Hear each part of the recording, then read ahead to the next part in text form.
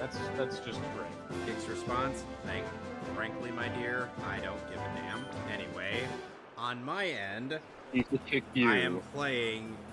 Oh, hold on a second. In Soviet Russia, train kick you. Sorry. Yeah, I keep forgetting to turn off the audio. Oh, on my video. Oh, that's a bit embarrassing. Damn it, man, get back here. Oh well. Anyway, welcome back to more Pokemon XD Gale of Darkness, and oh, what a motley crew we are on this end. Yeah, so I am now. This is the obligatory grinding stream. Apologies if no plot really happens. I'm sorry. I am paranoid. When I am paranoid of the fact that I'm gonna end up fighting really powerful Pokemon in the final area and in the post game. So do excuse me. I mean, it's not like you're doing a flaw. Oh, and you just item. Oh, and also Baxter Stockman looks really dumb in the movie. Yeah. Oh, yeah, that new one. You know, I haven't seen his design. I kind of want to go in there blind. I'm disappointed that we didn't get a sequel to the most recent live-action movie, because that was really good.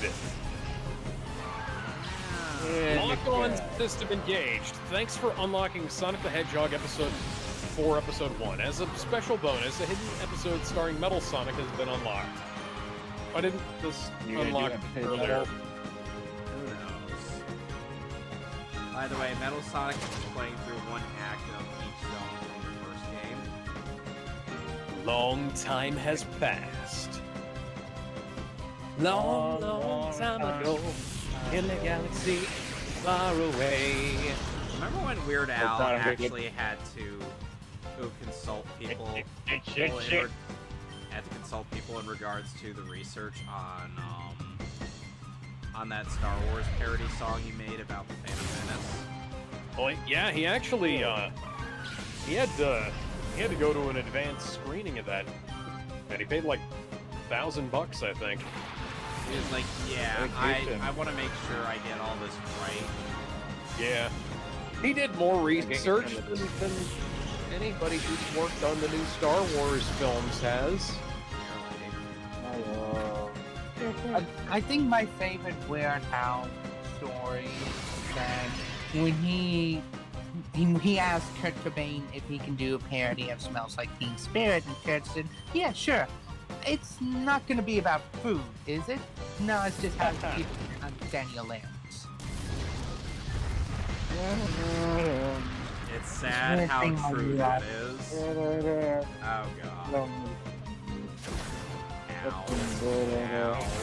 Ow. And then I fainted.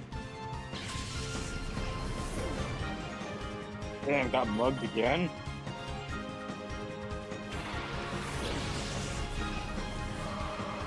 My Houndoom is named, and Okay, so then I I used will flamethrower, and then I gained experience, and then I fainted. what a special chain of events. But no, like I did in the broadcast chat, I have two announcements, a small one and a big one. The small one I'm going to say here is I made something in preparation for the Mario Party. And I can already see it on my TV.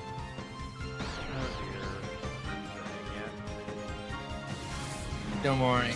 I can confidently tell you Don Cheadle is not part of it.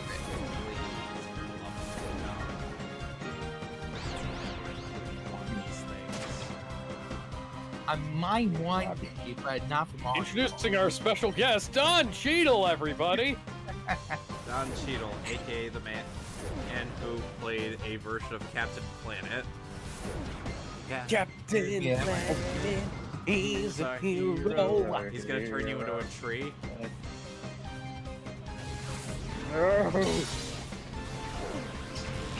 I remember him from that what Space Jam movie. Sadly, he was the only good part of that movie. Yeah. Other than that, it was cameos. Living in a winter wonderland. Thunder Punch.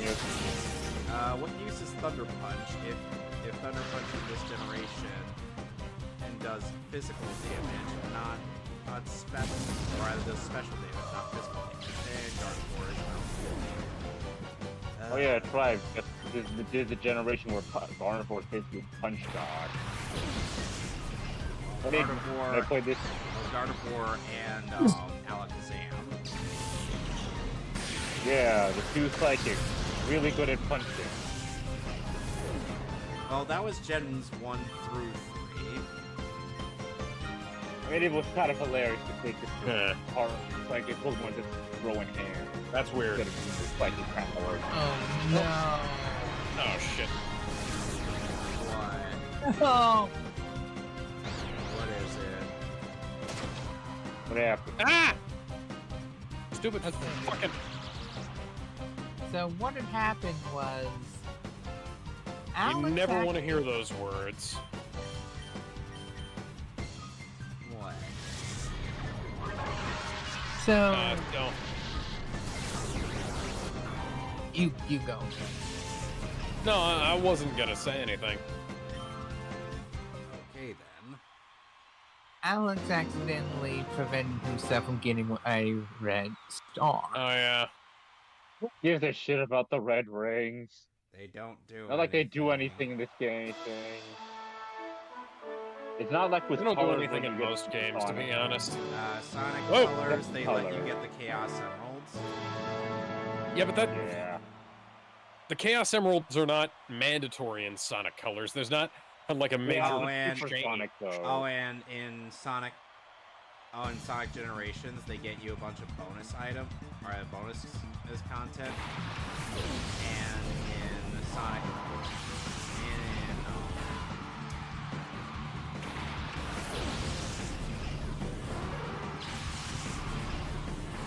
and in Sonic Lost World, well, you get. They do fuck all. No, they get you Chaos Emeralds. Well, Ah. content. Must be why I never got the boy. Chaos Emeralds in those games, because I couldn't be bothered. I didn't even know that the Chaos Emeralds were in those fucking games. I mean,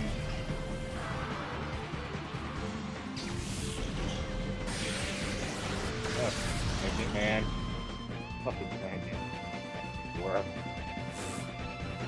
Medicham tried using counter on Ampharos, who used Thunderbolt, and it predictably didn't work. Oh, To which I'm like, why? I'm falling free in the wind, in the wind. you ever heard of that modded Sonic Riders? To me, in the wind, in the wind. Favorite Riders song? Oh Like- god. Oh no. First, Oh god. Oh God, god. oh no. Oh God, oh man. It's Oh, Wobbuffet. God, Ah, the Oh, Nuzlocke. God damn it. Somebody seriously asked, as like, would you take the red pill to gain Grimjow's abilities, or would you get the blue pill to gain Rob Lucci's abilities? My response is, which one? Yeah, duh. Yeah, which one of them? I mean, I'd rather. Which one of them can fly? Yes. Oh right, Grimjow. And regenerative ability. Little cat. He's not necessarily. Anything He like- doesn't necessarily have a regenerative healing factor. Or that's more. I mean, he takes a lot of. Yeah, he could take a lot of punishment. Plus, Then again, Oh, everyone take a lot of fun. and hero Did I skin. And hero skin is something that's on Oh, you on fucker. on a wrong card by default. It's not something they have to activate on a whim. Like, I mean, I love One Piece, man, but let's be honest. I mean, devil fruit in a world filled with water, kind of a bad deal unless you got the ice devil fruit. Unless you got the ice devil fruit, then you can get around that. Yeah, Aokiji. But here's the thing: Aokiji is still weak to thigh deep water, And also fire. Yep. Because, he can still melt. He is made out of ice. He's the Iceman cometh. So did you guys see that Smosh bought their channel back? Yes. Yes. Oh, yeah. Yeah. I've heard of that. And I saw Good for them. the first little skit they did, and you know what? Brought a little tear to my eye, because it reminded me of the good old days, back when YouTube was YouTube and not a fucking mess. Memories. Do you think they'll bring Thanks. back food battle? Food fight. Maybe. I mean, anything's possible, right? Like, I just want to see some classic skits, like just Smosh stuff, you know? Oh, like What I did to celebrate the return of the god, I watched one of my favorite skits. It's how to hide a public. yeah. So anyway, back to the fur. Back to furries. What? It's Digimon. Okay. God damn it! Hey man, Lost all my rings. Hey man, when Kevin posts those, I'm gonna come fucking kill you, abominable snowman. Is this still bestiality?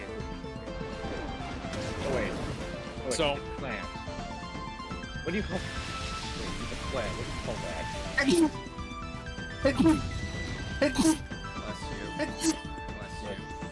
Bless you. It's fucking hot again. I'm sneezing like a son of a bitch. Canada's on fire, man. There's like forest fires going on every day.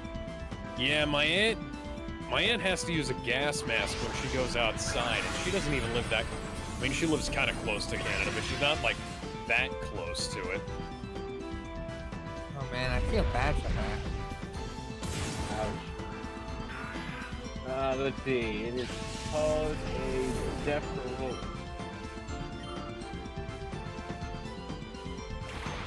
Oh god, it's the most worthless Pokemon in all of existence. It's mine. Magikarp. Dendrophile. Apparently it's called a Dendrophile. Yeah, but Gyarados isn't that great. He becomes great in Gen 4, Alex. Nothing exists past Gen 2. Alex? That's what's known as delusion. Hey You're man, I better mean, than this. come on man. Am It's not that bad. really? Yeah. 5 was I still say 5 was amazing. Yeah, So- 5 is good. Now, So, Alex, Alex. the thing with Gen 4 is that moves that are supposed to make physical contact with Pokemon are actually classified as physical. You know, we're talking about furries, and Sonic and Tails are currently 69ing. You know, the funny Oh, I thing saw that. is, Brain Scratch Comps and SGB already made that joke. Well, I'm glad I'm not the only one to have that thought. Also, I found out what apparently it's called for those who are sexually attracted to plants. You know what Dendrophiles. You know what some people call all that rolling maneuver that they did, Alex? They call What? that the The super. wind them, dine them, 69 them. No, they call that all the super sexy E69 furry attack. Yeah. Okay, well, apparently the way to get past that was to hit no buttons whatsoever. Ah, great level design. Good show. You chose this, man. You chose this. We all talked you out of this, but you still went in anyway. Anyways, So there is Dendrophiles. actually some recent news regarding a Mr. Mignana that came up. Okay. Is this gonna be the thing with the crazy bitch, or is this something else? Sadly, it is the crazy Okay, bit. So, Alex, because I'd rather, if possible, I'd rather not acknowledge. we have. Yeah. Somewhat. We'll give it a token acknowledgement, I guess. So she was on the recent OCA. Okay, recent so Open we Chess have to. Anime podcast where We she really was gotta answering questions. Yeah, if we're gonna bring this up, we gotta say so. Oh, there's some crazy bitch. I don't remember her name. Vera Fatherless on Twitter. Yeah. Of course she fucking is. But yeah, Farrah Fatherless on Twitter, who is a self-professed porn cosplayer, claims that she was at some point in time in a relationship with Vic Mignogna, and that when she, I can't remember the whole fucking thing, but when she claims that when she found out that like Vic didn't like consider her his main squeeze or whatever, that she like went and cheated on him with Ian James Corlett at the third voice of Goku. First voice. First voice of Goku. Oh yeah. I'm sorry. Hey, I got him and Kirby Morrow mixed up. Third voice of Goku was actually on Channel Z. It was Okay, third Canadian voice. Thank you. Okay, yeah. Kevin's here to fact check me while I'm recounting this incredibly dumb story. So, yeah, so she is an absolute psychopath on Twitter. Or like she goes after all kinds of people. She says like insane shit. And like quite frankly, I'm not sure. We've heard from Squally, the president of the Reasonable Rangers, that like Vic wasn't involved with her. She's just a crazy person. And considering like considering the, I just restarted the special stage. Hang on. Anyways, so I don't want to exit the game. I want to exit the fucking. Anyway, so this woman is like certifiably insane, and like she's all over the place talking about all kinds of crazy shit and pulling out like quote unquote receipts that are like text messages and shit that you can easily fake and like talking about like like I cheated on Vic with Ian James Corlett. Ian didn't tell me he was married. It was like, okay, why are you telling me any of this? Why is any of this important? This seems like it might be a situation where you ought to be talking about this with like in private, if at all. If any of this is true, and then and then she goes on this podcast, and Kevin can go ahead and relay the rest of the story. Essentially, he goes to answer a lot of questions, and I haven't gotten to watching that yet. I'll probably get to it at some point, but essentially, it's like she was supposedly on there to clear stuff up, and I'm like, I'm 110% certain that anything she says is only going to raise more questions than it could possibly answer, because like she is schizo posting. Like that is the shit she is doing on Twitter. Or like she went from like being a psychotic basher of like Arms Girl and the Kick Vic lot to being a psychotic supporter of them and bashing like the Reasonable Rangers and Vic and everybody who's on Vic's side, and I stand with Vic, you know. and stuff like that, and playing the fucking cards. She came across to me much like Mundane Matt did. Because Mundane Matt started off as this, as kind of, like, his big claim to fame was, God damn it, Tails. His big claim to fame was reporting on shit that happened in Gamergate, and then Anita Sarkeesian took one of his videos down. And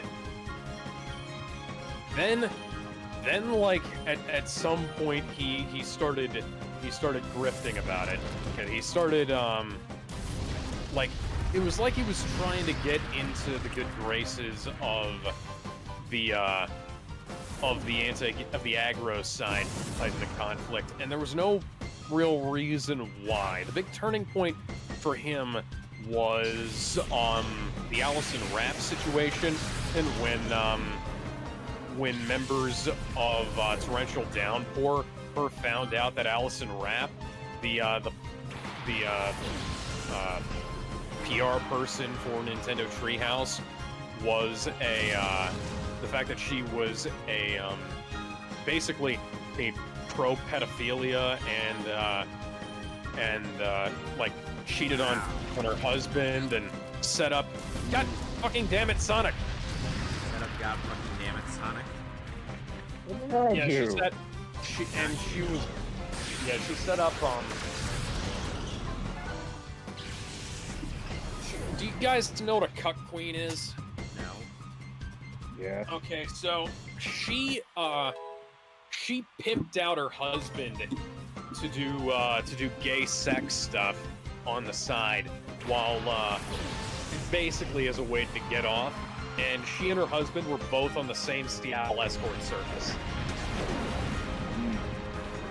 Yeah, that's basic cuck queen behavior right there. Meanwhile, she was also blocking members of the press. She blocked me for asking for comment about the Fire Emblem Fates situation.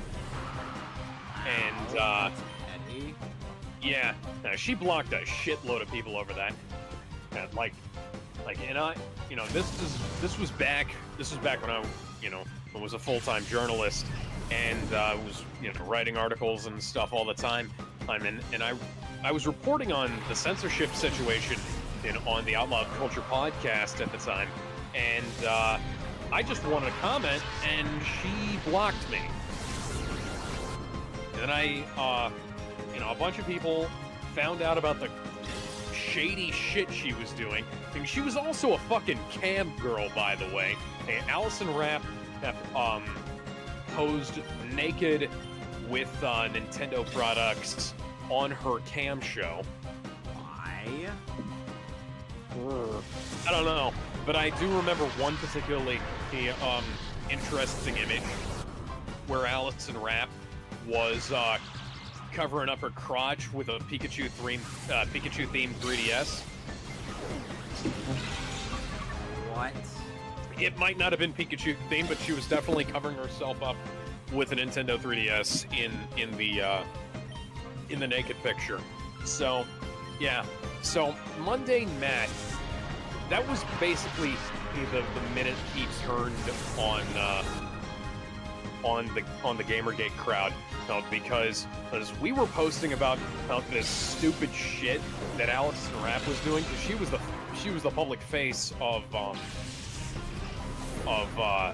Nintendo Treehouse, who fucked up Fire Emblem Fates. And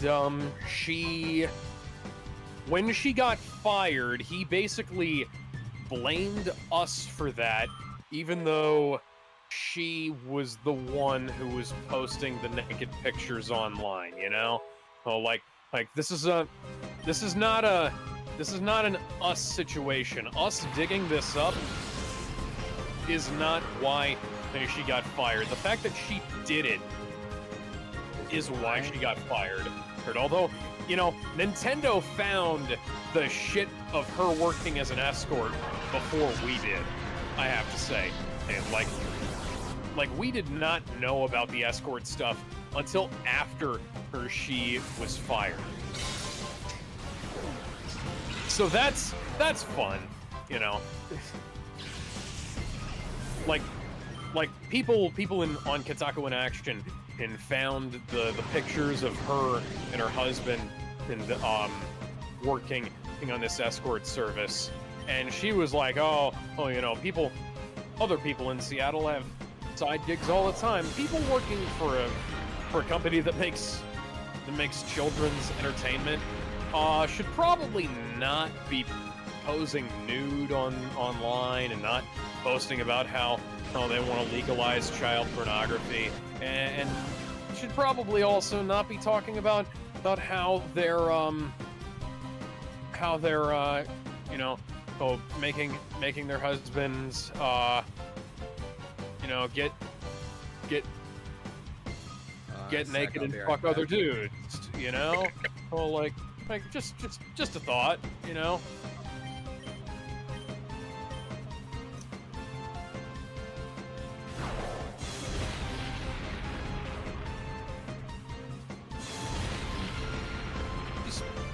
Just a thought. People do.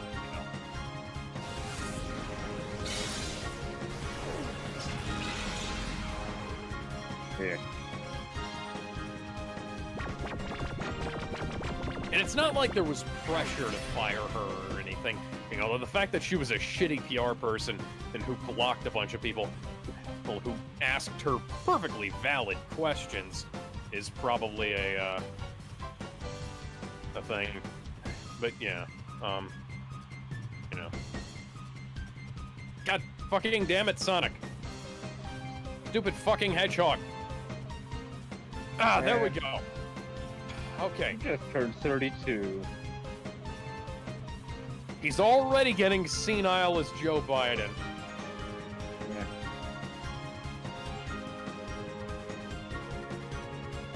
Sonic says. Sonic says Corn Pop was a bad dude. Sonic says a lot of things.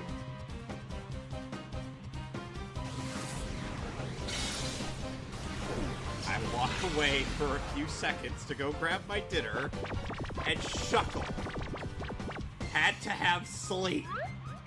And sleep talk. The shuffle sleep. Well, you know, you don't fuckle with the Shuckle.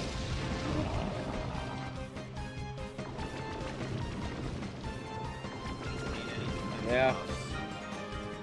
Yeah, that shuffle will fuck you up. Damn it. Weird. I'll tell you what. What happened this time? God, these stupid fucking walruses. I just realized. I did some up, and apparently to unlock the spin dash in Frontier, you need to get S rank on all the action challenges. Apparently. I just realized something. My Guard of War has Shockwave. Oh yeah.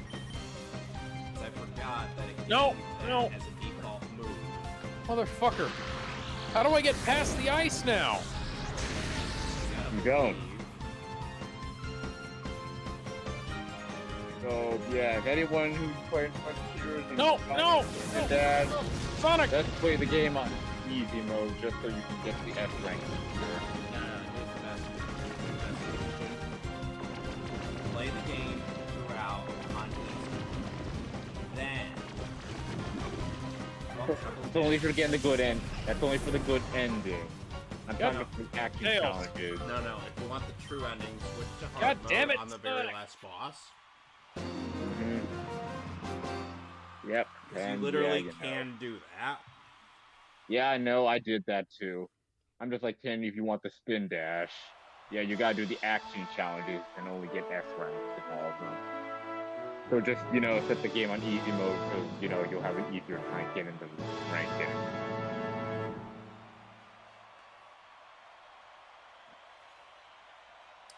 So, you know, it kind of sucks because what I see from the spin dash is actually pretty good.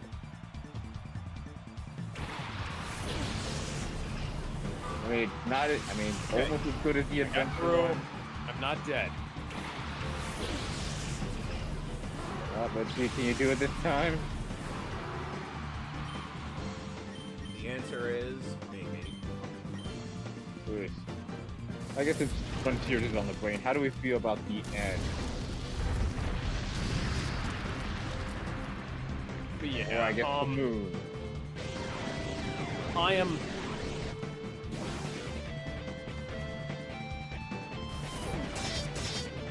Yeah, I'm looking forward to. I'm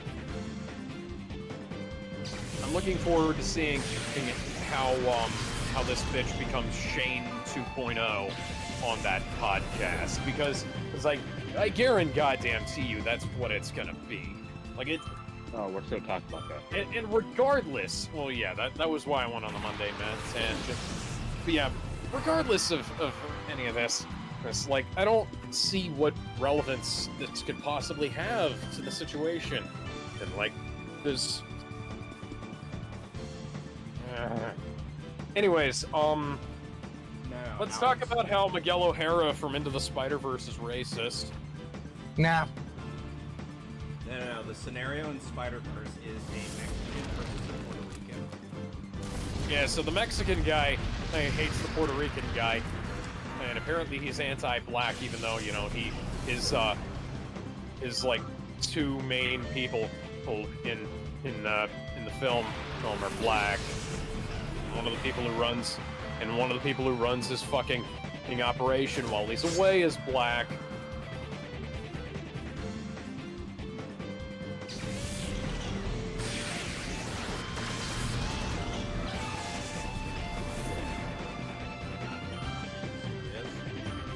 No, I'm referencing Twitter shit.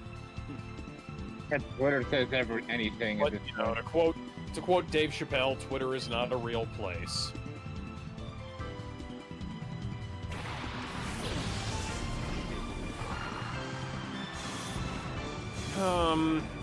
Probably because they're crazy. It's not a court of law. What else is new? Twitter is not a court of law. The law firm of Twit and is not a real thing. Okay, now I can jump. What the fuck?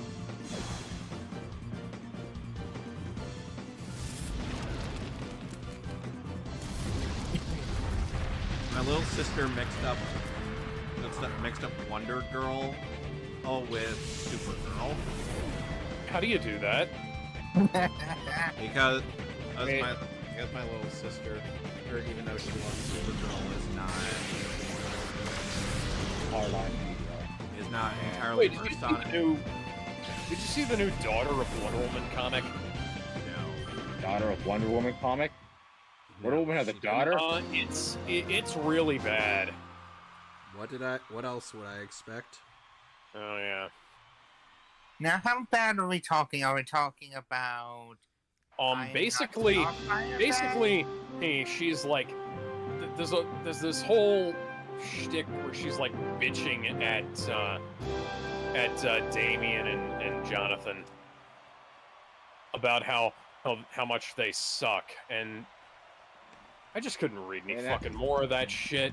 You know, I've read enough of this shit that it's getting old, you know?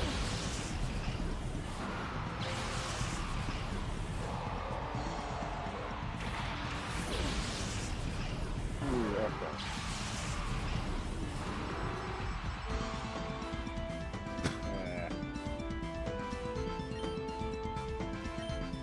God damn it. You can see. Have there ever been? What was the last good comic? Speaking of which, there's a Constantine comic, or a Constantine adjacent comic with some non-binary hoe who is like they scribble out her name, but they use Xanth as her name, and then somebody tries to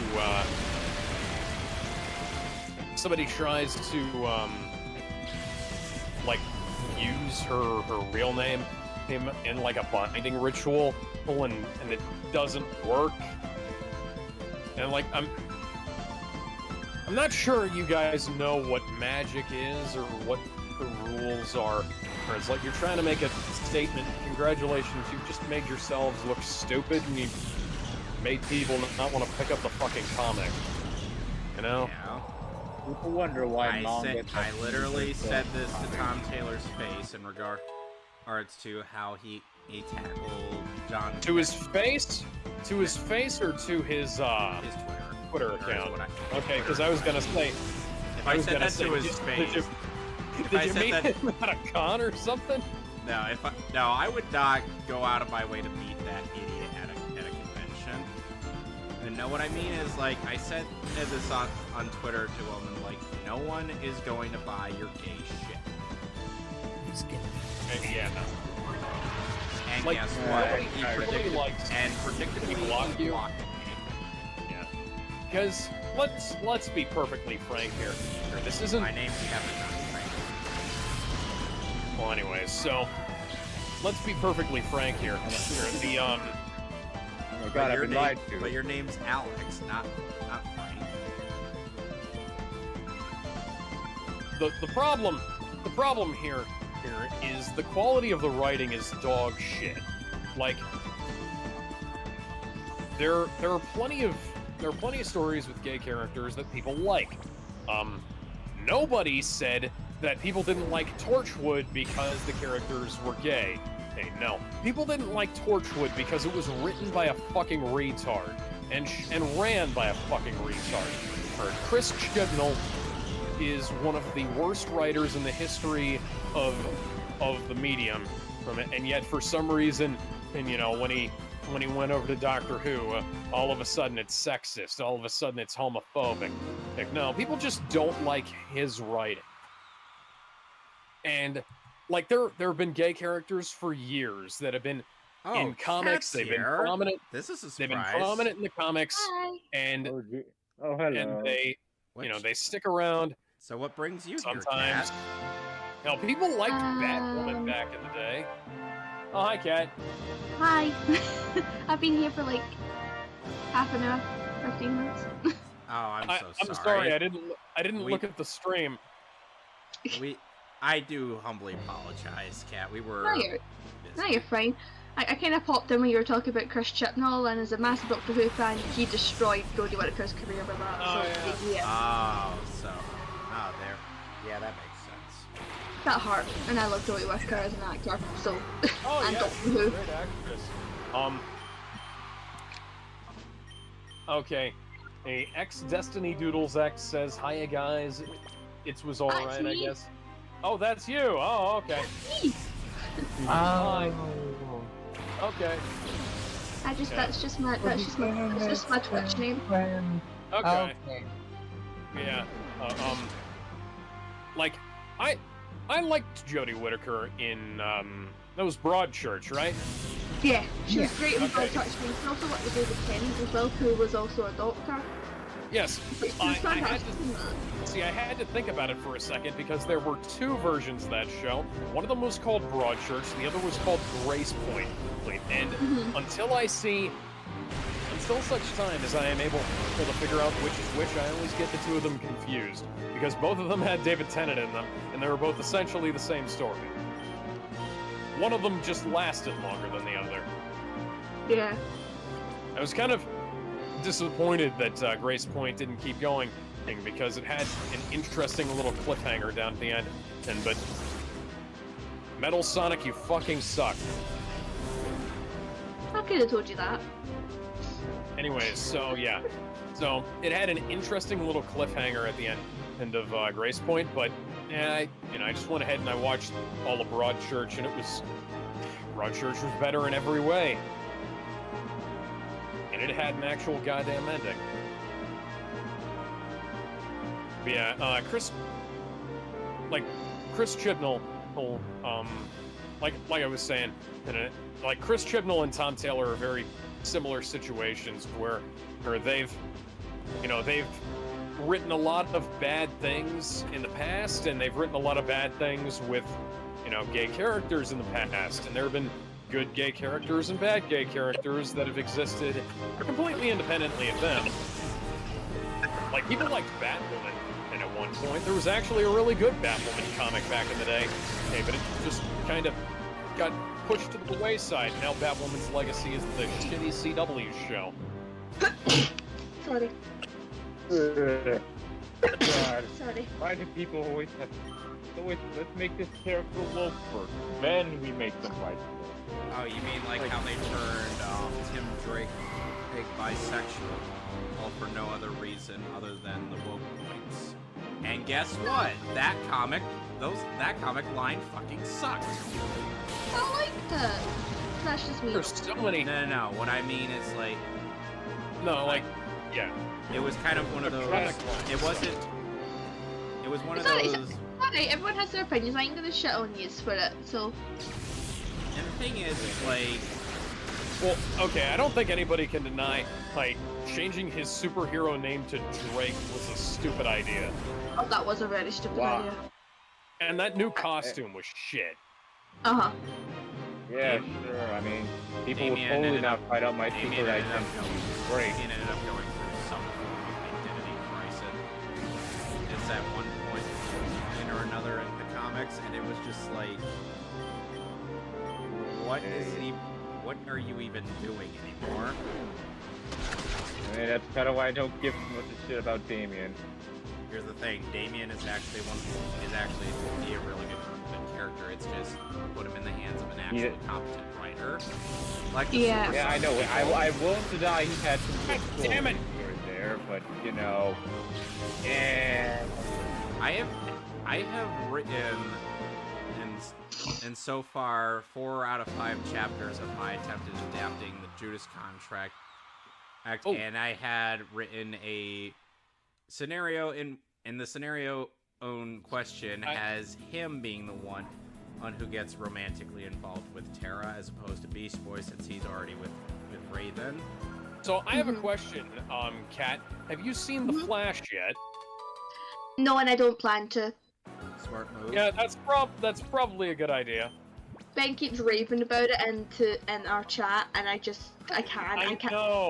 I know. Like, I'm working on my review, and it's like he's gonna be so disappointed when my video comes out. And I basically say, hey, you remember that shitty Flash TV show? Oh, from not that long ago, because it just ended.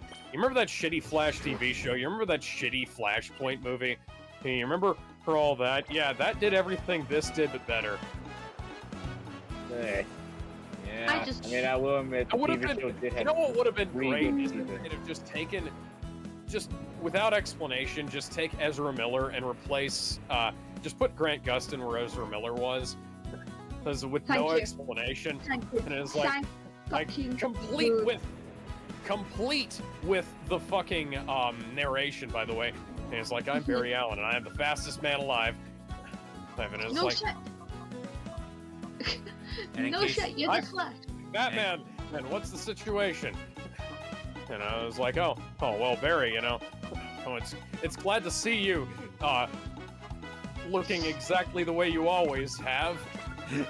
Nice to see that you're exactly the way you were in Justice League, Barry. You know, it's weird that you're commenting on this, Bruce, but you know, I'm just happy to be here.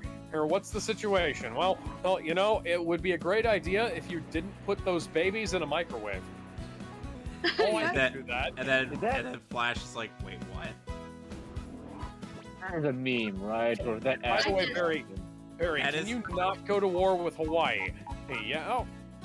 Funny you should I bring just- that up. I wasn't planning on I doing that. can't. The only things that Flash is one of my favorite DC characters, but I really like the CW show. I really enjoyed it. Yeah, I will admit, the first 3 seasons was great. Like, Yeah, I enjoyed it. liked it, but like I don't think there was a I lot like- of stupid. it was very got stupid. stupid around, But I like because it around was very season stupid. 5. But the thing is though, I can't look at the Justice League film and go, that is a fantastic film, because I can't look at it and go, that is peak fantastic DC Universe shit. That I can't look at it like that. Even Ben rams it down my throat going, you need to watch the Snyder Cut, you need to watch the Snyder Cut. I'm like, that's not gonna help me at all.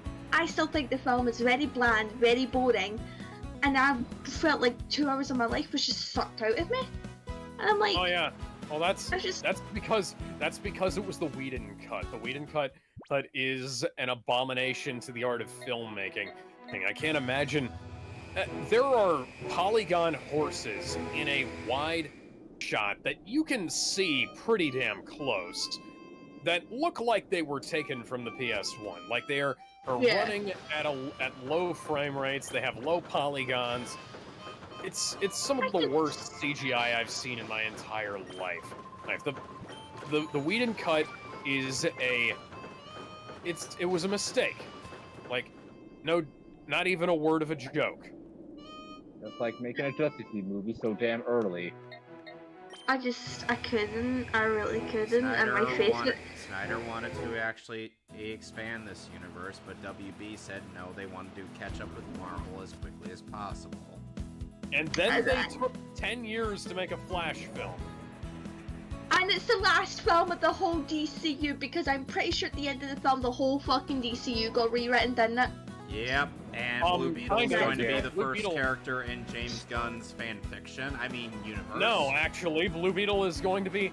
Blue Beetle could possibly still connect to the other one, but nobody knows.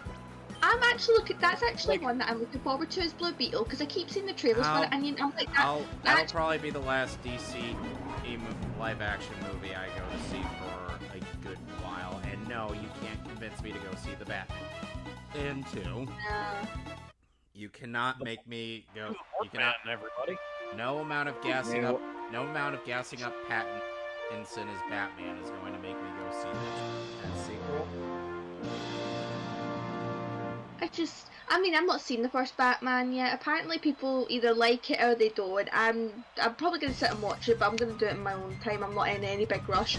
Well, growing up. Hey, Kat. By the way, can you remind Seamus that one really big stupid part in it, that could have been solved by Google Translate, but I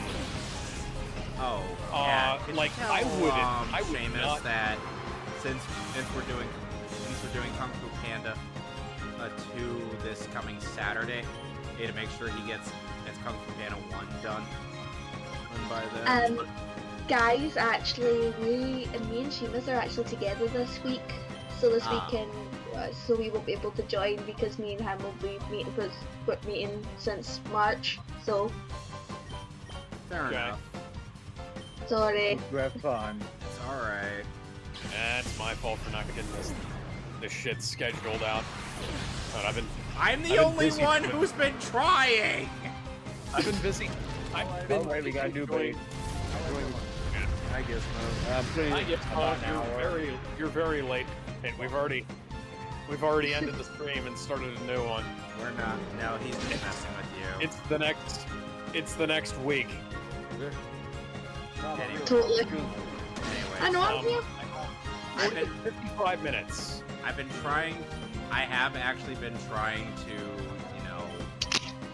schedule a lot of these. That's why I say, that's why I have my, the streaming schedule listed on my pinned tweet, on Twitter, as well as try to communicate that with other people. Sometimes for me, I'd love to be on streams, but sometimes it just really depends on what my shifts are like at work. I mean, the past 2 weeks I've had the weekends off, but people are moaning at me for that. So when I come back off holiday, I'm going straight onto a weekend shift, telling you right now. Hey, that's fine. Yeah, that's fine. Yeah. Yeah. And besides, I'm usually very patient. And even in regards to that. To one question I had asked you, I'm like, she said she'll let me know. So I'll wait. I know, dude, trust me, I've got so much I need to get done, but at the same time, I am so chock-a-block from work. I don't have time to sleep anymore. I'm terribly sorry to hear that. I know, it's currently half 1. It's currently half 1 in the morning, and I'm like that. We had a little routine earlier about how replacing Ezra Miller with Grant Gustin in the Flash and Batman. Grant Gustin is the Flash in the TV. Yeah. And talking about how talking about how Batman, and it's just like it's nice to see you, Barry. You look exactly the same as you did the last time I saw you. Well, that's weird that you should say that.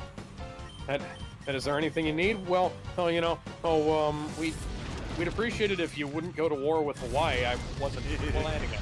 That, Bruce. Why do you say that? I don't know. No reason at all.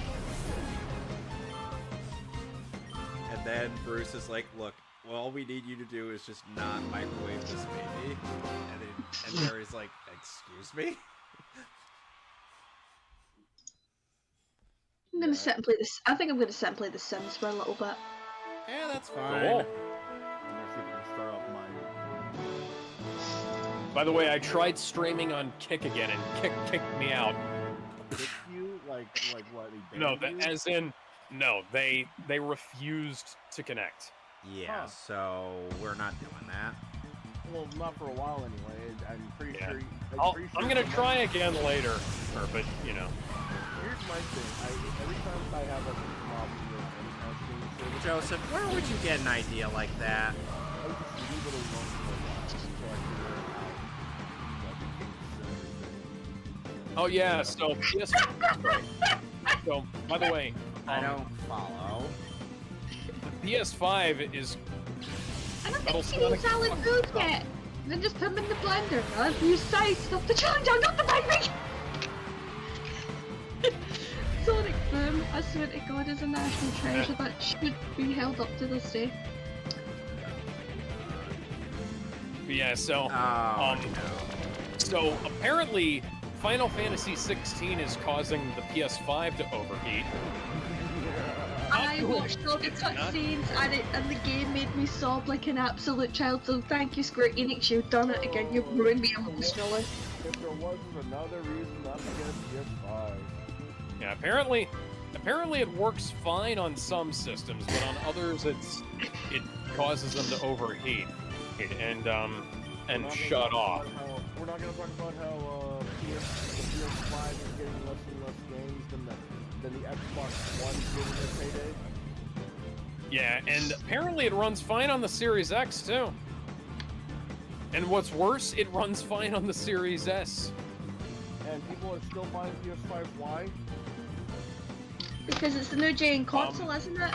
Because they have one game. I don't know why. I bought a PS5 with no games to buy.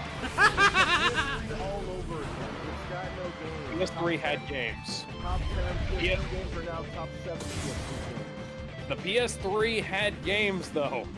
PS3 eventually had games. No, the PS3 had games both at launch and PS3 eventually had exclusive games. PS3 had games, but not exclusive games. It wasn't until later on they had a ton of exclusive games. PS5, on the other hand, doesn't even have that. It's not, never mind top 10 turning into top 7, it's turning into top 5. hang on. There's So too many games that are either ports or So they had Resistance Fall of Man, and that was a launch title. That was a good game. Someone calling me? Yeah, Probably. Tim. Oh, and then there's... Oh, Alex, there is once a... the Xbox 360 with the Xbox Live Arcade and Xbox 360 as well as the Wii with their exclusives, they have more exclusives than the PS3 ever did when it launched. When it Yeah, all sure. launched. You know, like okay, I get what you're saying. PS3 does have a lot of games, but that will be going later on because you know, the PS3 has no games. Oh, that's false, Your Honor. You shouldn't have played the PS3. It has no games. Why would you want to play PS3? It has no games, you know? They eventually, got out of that rut and eventually got games. The PS4. Yeah. Yeah, also has a lot of games. Just like Dragon on the thing. But here's my thing. The PS5 has been out for a while, long enough the PS3 has launched, and it still doesn't have that many PS5 games called. Oh, okay, sure, it's got God of War 2, Spider-Man 2, but those are eventually and have eventually gone to PC. that's no longer a PS5. I also want to bring up the fact that the Spider-Man 2 game doesn't come out until October of this year, so Yeah, and eventually that's gonna hit PC too. Since Spider-Man, since the original Spider-Man and the original God of War have been PC too. I mean, Mhm. say the same thing with like, oh, but Microsoft, they released Fallout 4 on PC. Okay, but they weren't really saying that was exclusive to one or the other. But here's the thing, Microsoft bought those companies, so it's exclusively a Microsoft title. And they're exclusively releasing on PC and their consoles, so there's only two ways to play it. Sony, on the other hand, hasn't really been playing nice on PC for how long. And they're now releasing their games to PC. Not really counting their old catalogs either, so who the fuck cares if we're gonna be able to play Metal Gear Solid on PC, because literally everyone was able to do that from the start. Emulation. Kevin, what were you saying? Okay, I think I lost my train of thought. Well, anyways, Skullgirls is getting censored again. Whoopity fucking do that. Killing an already dead game. Whole appeal of the game was the aesthetic, and now the aesthetic is gone. What are they censoring now? A kidney jiggle? The hair, the hair pick in the Afro girl's hair. Are you fucking kidding me? Yeah, that's one of the things they're censoring apparently. No, that's God damn it, Sonic. That's a lot more egregious than that left on, because, okay, we're getting so many games that try to look realistic as possible, or have to try a stylistic realistic, if you know what I mean. And every time they have the black woman or the black girl, they always have one out of three hairstyles. The afro, the half-ro, or the fucking bullshit. Yeah, and you're seeing that if they're telling an indie company that they can't have that hair pick and that afro and the black girl's afro. I think it might be because the girl isn't black, but like, oh, that's even worse then. Who the fuck are you tell them? Yeah. you gotta fucking shit. My hair is thick enough. I pretty much have to have something like that. But it's not that thick, but it's like it's curly and tangles up, and I have to do It's not as a extra bunch of thick bullshit. It's not as extra thick as Aku likes his women. Yeah, I gotta go through a bunch of bullshit to keep it from tangling up. But you know, Like, Cat, you know what I'm talking about in that regard. What do you mean? So, are you familiar with the Samurai Jack villain Aku? Yeah. So, you remember that episode where he was dialing up a henchman and he wanted it extra thick? Oh. damn it. Yeah, people have been making memes about that, including that supposedly be how Aku likes his women. Oh yeah. By the way, did anybody here get Sonic Origins Plus? No. Not yet. I'm waiting okay. for I'm probably Sonic going. Superstar. Well, Sonic, if you do, be careful if you get it on the Switch, because that version does not include the Plus content, on the cartridge, rather.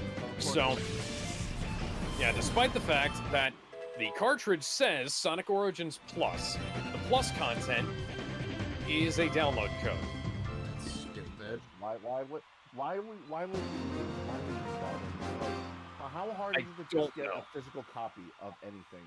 It's like, it's not even like it's gigabytes worth of content either. Like for the BioShock collection, I kind of understand why they have you download stuff. Because, no, dude, BioShock Infinite is like 30 fucking gigabytes. Okay, but are the rest of them on any physicals? Yeah. Okay, so then what's the problem? Just have them in a bundle. Literally a bundle like PS2 style. like, dude, if they did that, they'd have to sell them all separately. And if, I Oh, get yeah, that's selling. good. That's good. You're gonna hike up the price. It's gonna be high price anyway. Yeah, and honestly, like, there are two options if you're gonna have multiple games in a bundle and you're gonna make people download them. Like, there's the Sonic. Sonic. Yeah, Cat. There's the way. Final Fantasy did it. Okay, so there's the Devil May Cry method on the Switch where you have the Devil May Cry HD collection, and the only one that's on the cartridge is basically the Capcom method, where the only one on the cartridge is Devil May Cry 1, and then Devil May Cry 2 and 3 are download codes. Capcom did that. Capcom did that for the Origins collection, the Resident Evil Origins collection, the Resident Evil Revelations collection, and the Resident Evil 4, 5, and 6 bundle. And then you have the way 2K does it, and I prefer the way 2K does it, where you insert the card and then you download. There's one game, there's like a game on the cartridge, and then you have to download the rest. So Bioshock 1 is the game that's on the cartridge, and you have to download Bioshock 2 and Infinite. But you don't have to punch in a code. Like, the code is not single use. If you get a cartridge for Bioshock the collection, then you get Bioshock 1 on the cartridge and Bioshock 2 and Infinite and all their DLC. You just gotta wait for a download for it. Sorry. Because you're still having a download. I know both of those are bullshit. When I say bundle, I'm talking like old school Xbox and PS2 bundle. Yeah, no, I know what you're talking about. In separate cases, you don't have to worry about download, worry about patches, worry about no code. You have all freedom there. You gotta worry about none of that. Well, yeah. See, I would have preferred, say for instance, if I have to have the Devil May Cry collection, if I have to choose between like having that as a physical thing, or I would like to have the Which version of Devil May Cry 3 has style switching in it, and the game is clearly not designed for that in mind? God damn it, Sonic! Anyway, so I would prefer to have the option to buy the cartridges, like you said. So I don't care how much it costs. I would prefer to buy the cartridges. I will pay extra to have those games in the cartridges, much like I would for a certain God damn it, Tails!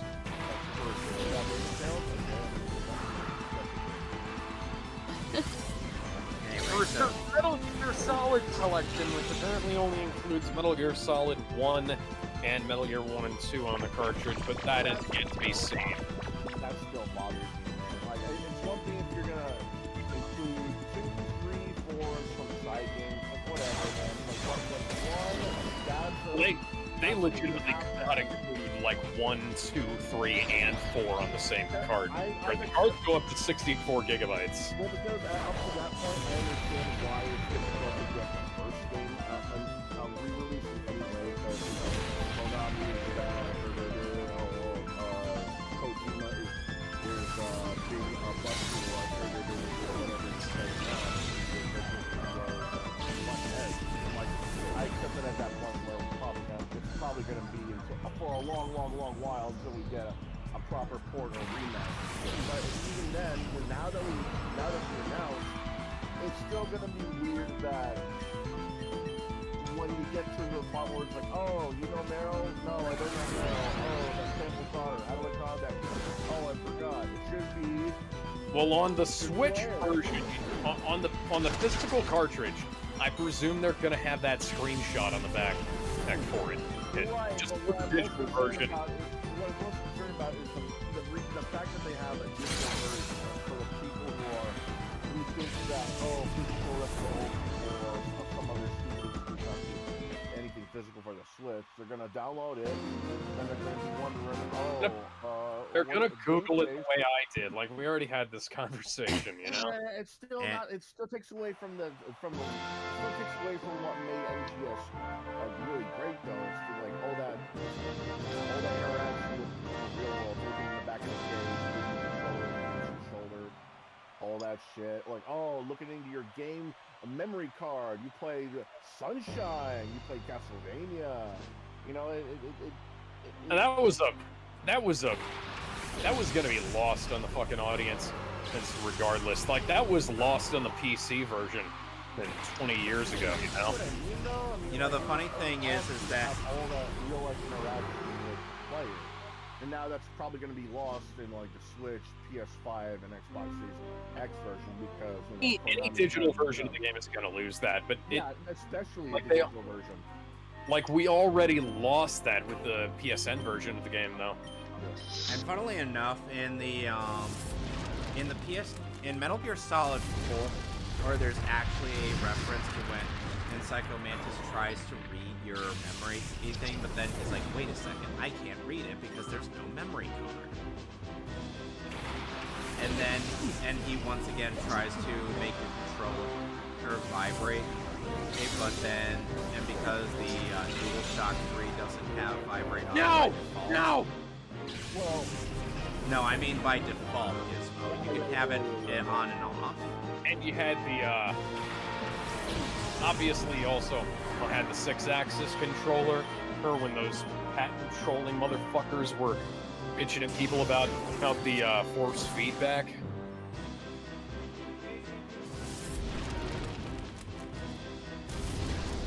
Sorry, my dad was asking. Anyway, so Kat, how do you feel about the quote-unquote daughter of Aku? She is. No, she's one of. I didn't want to touch the bottom one, and I touched the top one. Gizmo, she's actually one of like I think 7 daughters. No, he didn't actually have sexual relations when he gave birth to them. And he just dropped off. He just dropped off a bit of his essence, and then the leader of the cult literally drank it. so he fucked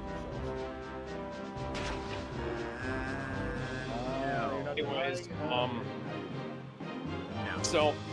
so apparently, No, he I'm gonna left. read off a quote from James Gunn here if I can find it.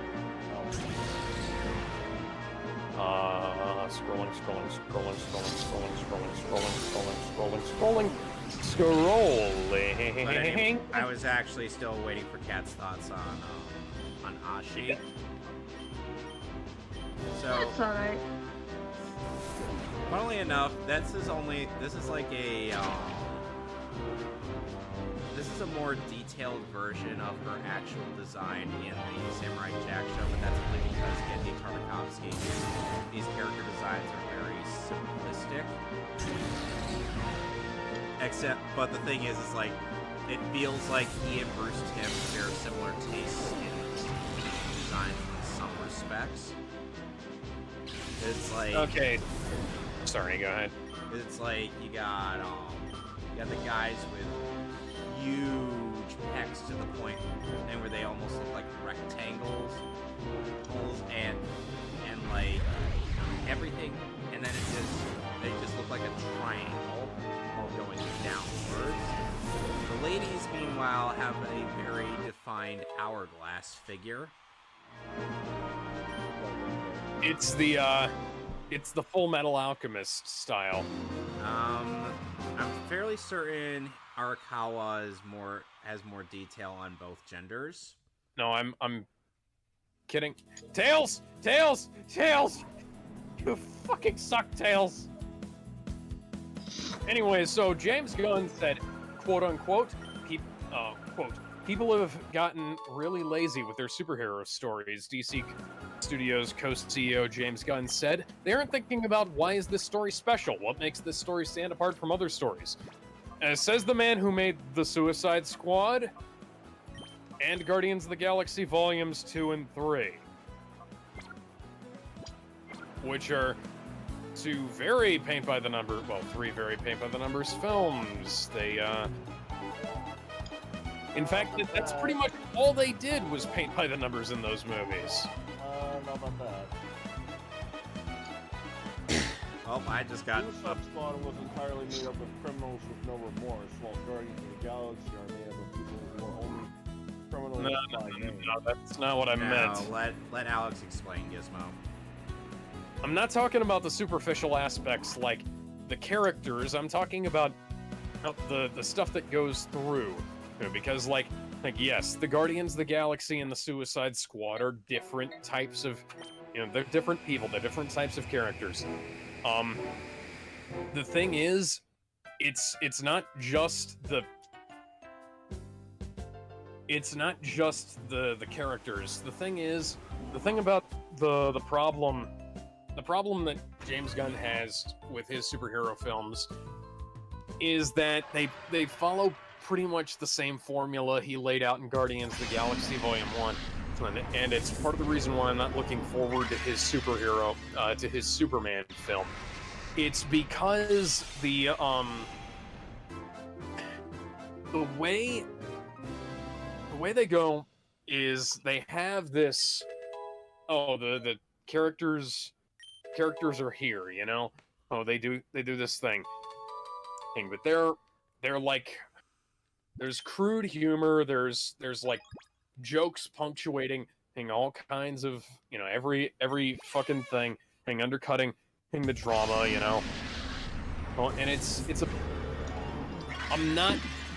I'm not articulating myself well because I haven't had time to think about this, and I haven't thought about this directly in a while. But like Guardians of the Galaxy is the film that has laid out the formula, but for every superhero film for the last, since it came out, basically. Like they've tried to capture that magic with everything that's come out except for Batman v Superman and Injustice League and Wonder Woman, and those are the only handful of films that haven't tried to chase the James Gunn laugh a minute thing. And while there are unique elements to every film that feature that James Gunn has done, and the Suicide Squad isn't exactly the same as Suicide Squad. Suicide Squad isn't exactly the same as the Guardians of the Galaxy aren't exactly the same as the other shit that he's done. The thing is that there's a distinct through line. Tails, you disappoint me, Tails. Doesn't he disappoint you every day, Alex? He has like the big dumb guy with limited vocabulary. He has these he has the characters undercutting their own lines and their own dramatics, He has this shit. Like, there's. Wouldn't that argue that the limited vocabulary? Wouldn't people argue that makes the characters a little more realistic? No, I'm talking about like Groot and King Shark. Oh, and like King Shark, that's different. And granted, King Shark is not as much of a Groot knockoff in the Suicide Squad as he is in the DCAMU. Yeah, in Justice League Dark Apocalypse War, he literally just says King Shark is a shark over and over and over again ad nauseum. It gets really annoying. I know he didn't do that before. He has, and like the thing is, the relationship between Peacemaker and Bloodshot is quite similar to the relationship between Thor and Star-Lord, and it's also similar to the relationship between Star-Lord and Drax, and it just so happens that the leader of the team has a rivalry / weird relationship with a WWE wrestler. It's kind of stretching it, considering they're on the considering that they're not really on the same side near the end of the movie. That I'm talking about in the beginning of the film, but yeah. Yeah, but throughout the film, you know, he's slowly growing more and more apart from the team. For obvious reasons, because you know that's part of the character. He literally will do anything for America, even if it does kill Bebes. So, What about Bebe's kids? I would love it if he did that. as what? The dad? Who's he gonna play as? No, killed Bebe's kids. It's not much of a friendly rivalry as it is a.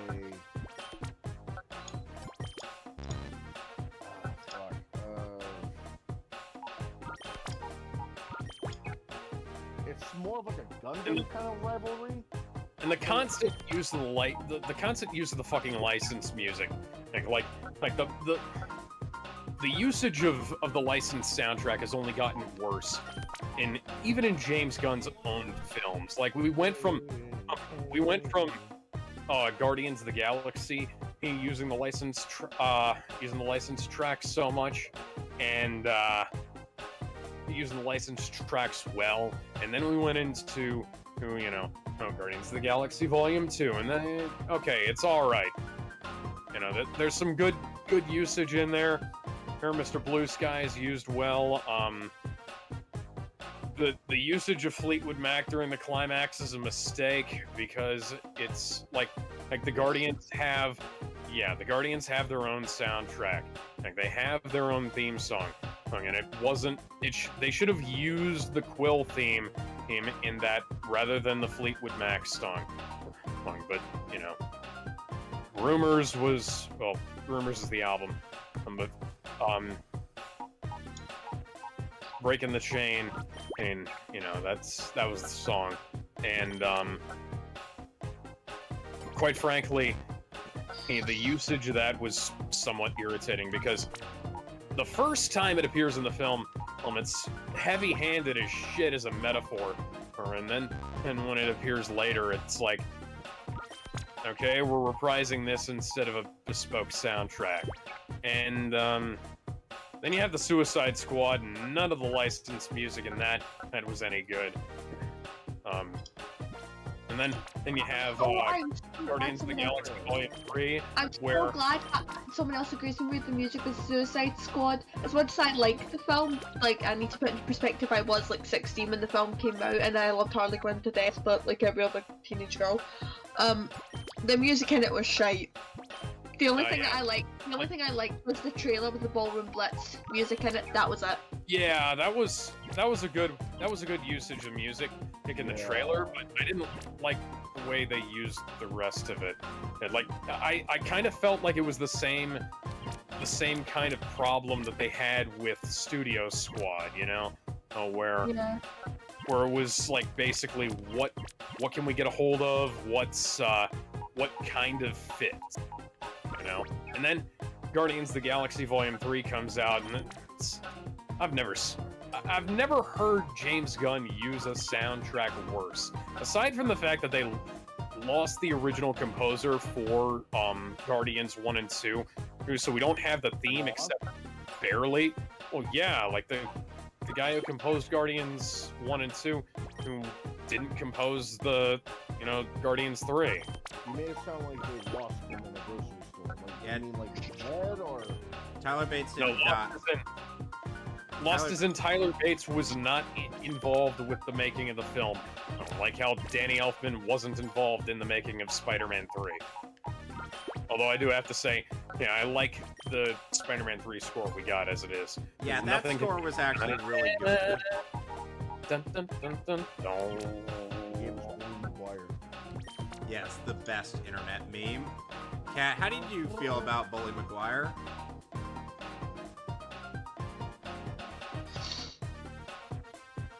What? Sorry, Do you like Bully McGuire? Tobey Maguire? No, Bully McGuire, as in when he's in the when he has the black suit. shampoo underneath, and he's just braiding around. He intentionally moved his hair over his eyes. And when I say intentionally, I mean they actually showed him looking in the mirror and moving his hair over his eyes as if that's supposed to mean something.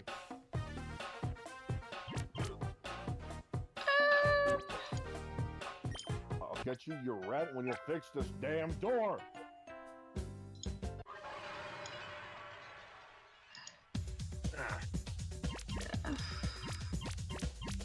Yeah. Oh, I pitched something to Ben, and let's go back to the Flash briefly. But I pitched something to Ben, and where I said, and you know, it would have been really nice if they took some points from No Way Home and used the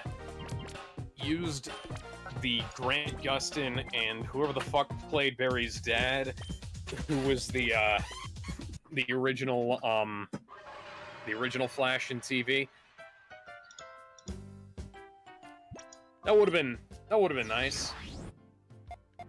You know, just have the 3 Flashes going on adventure. Apparently, by the way, the co-founder of the guys who made the Titanic sub that imploded, apparently he started shit-talking James Cameron on Twitter after James Cameron and said, yeah, there's no way, you know, that sub had problems from the get-go. And it's like, okay, hey, who's the guy who holds the record for most successful deep-sea dives, and who's the guy whose sub just imploded? I'm gonna take James Cameron's word for this. The man and literally wrote the book, made the movie, and the documentary on deep-sea exploration. Yeah, he knows what he's talking about. Even though he has a massive ego, he definitely has, as you know. He may have a massive ego, but when it comes to something like this, it's well deserved. He knows what he's talking about. Kind of makes sense to have one. Yeah, he knows what he's talking about, so that massive ego makes sense. You know, the strange thing is that I'm like, if it weren't for some of the dumb things he's said on social media recently, I would have pictured him as real-life Ace Ventura. The hell? As in, like, he's a Interesting man in the wacko. but That's not wrong. Yeah, he's a wacko. He's a wacko, but he's also really smart. By the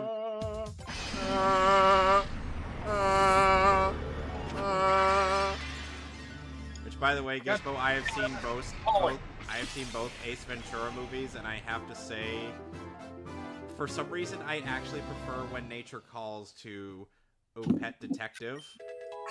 I love how you don't even acknowledge the one where his kid becomes a pet detective. Why would I acknowledge that one? Exactly. That one's a really bad TV movie.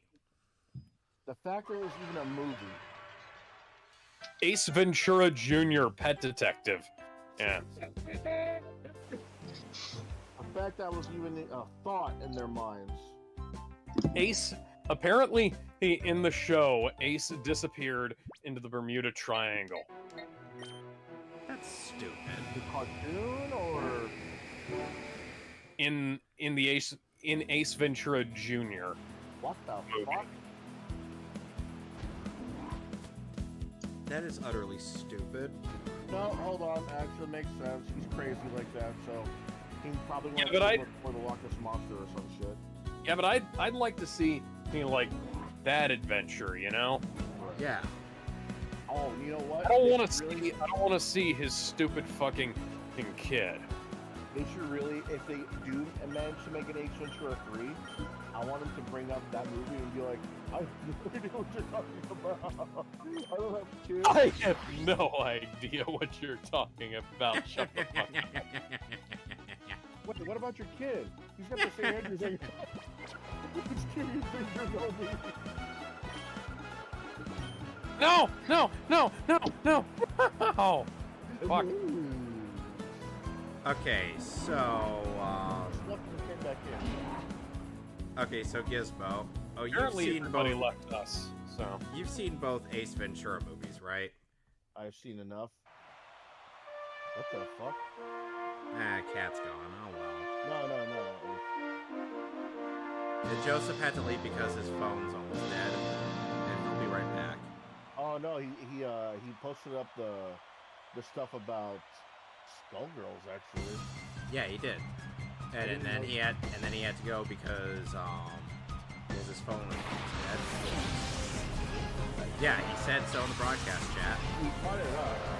You guys brought it up. But did you... Yeah. Yes, he did. haven't read the whole thing. Anyway, so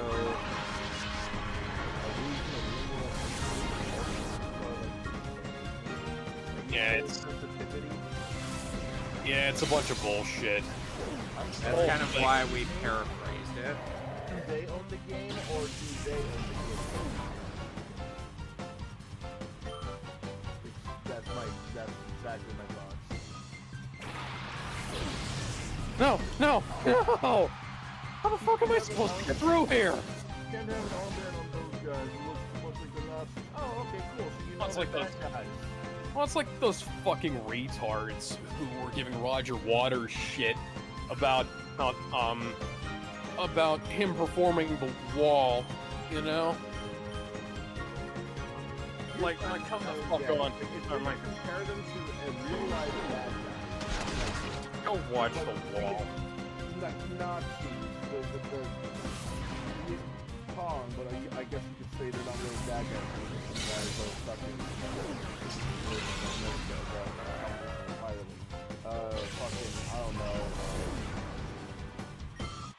I don't know, Nazis. What else is there? The British from back in the day. Nazis, the Soviets, the fucking Imperial Japanese, Taliban.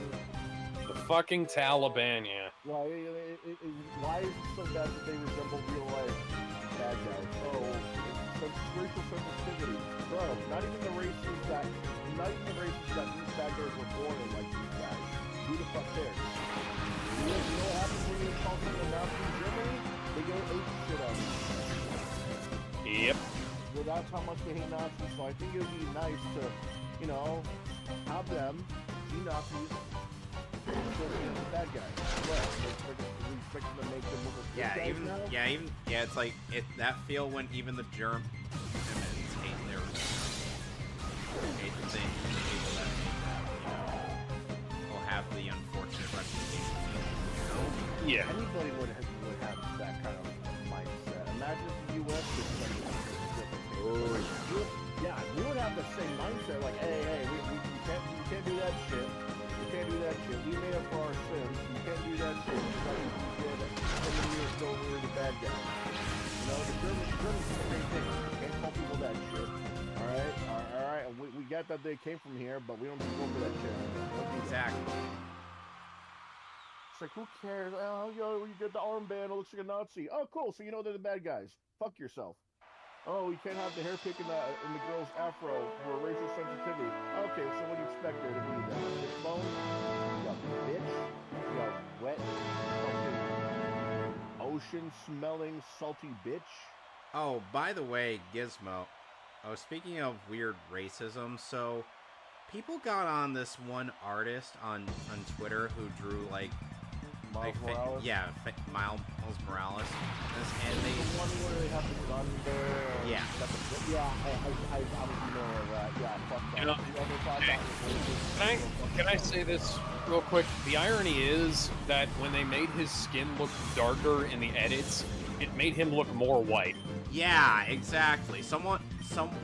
An artist that I found on this subject actually pointed this out. But people got on his as saying like, "Oh, we know what we look like." Like you're racist. You don't know what you look like, man. You're on the internet. Who the fuck are you? For all we know, you're just some albino Asian from Could be Australia. green. Shut up. It could be blue. I just decided You could to be delete. the orange man. I just You decided to delete you some could of say those Sleepy tweets. Donald Trump. I just decided to delete some of those tweets because I didn't want my notifications flooded already playing the videos. I look back on those kind of tweets just to be like, ha ha ha. They have no. They have no. They have no self-reflection whatsoever. No, they do not. And I just didn't feel like I just didn't feel like having. Oh dear God! I just didn't. Oh God! I just saw a leak from the new Power Rangers season. Apparently, Lord Zed's gonna be in it again. I don't know. Lord Zed was supposed to have turned good years ago, and now they've been recycling him. He has this new helmet, and the helmet looks like garbage. I get that Zed is one of the more serious, most badass. Lord Zed is one of the most iconic Power Rangers villains of all time. Let's be real here. But right next to Ivanhoe's, right next to Rita Repulsa. Everybody knows Lord Zed at the second they see him. But the problem is, Lord Zed, how can you not when the typical staff literally has the letters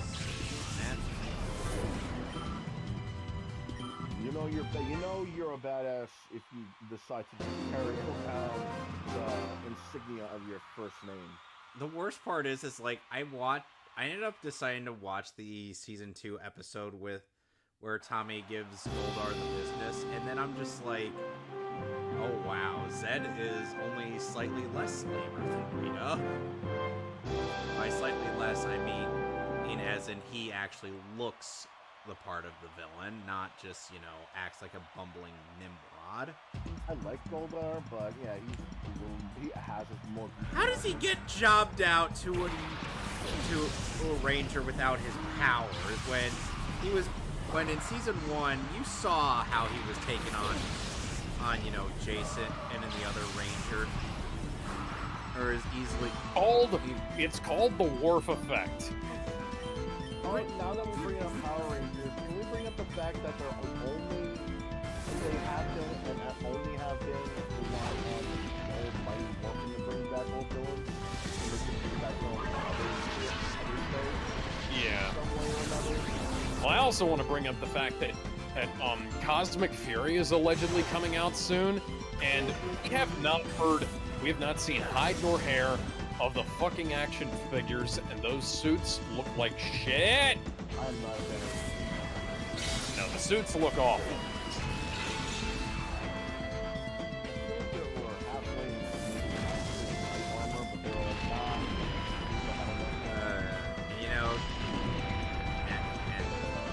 and some other things that I'm excited about. About 2 more weeks, and we'll finally have more Bleach.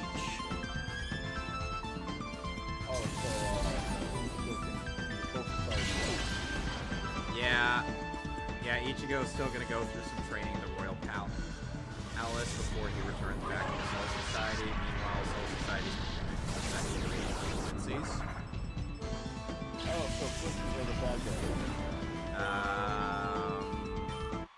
They haven't been the bad guys until this arc. Because the only Quincy we knew of was Uryu. Yeah. That guy. And Uryu has not been an antagonist ever since the Seventh Soul arc. That still means that they're the bad guys. If you insist. Uryu was a bad guy. That means Quincy was a bad guy. Well, here's the thing. He wasn't really a bad guy. He was more of an antagonist. As in he just had the role of antagonist just for a brief moment.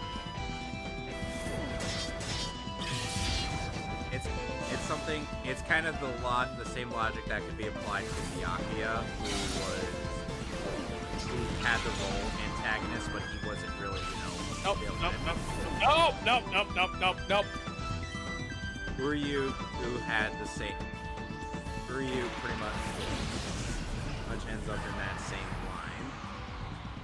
I mean, he wasn't really a villain, he just, happened to have that role. All just because he was acting antagonistic towards Ichigo. Oh, but then they eventually, made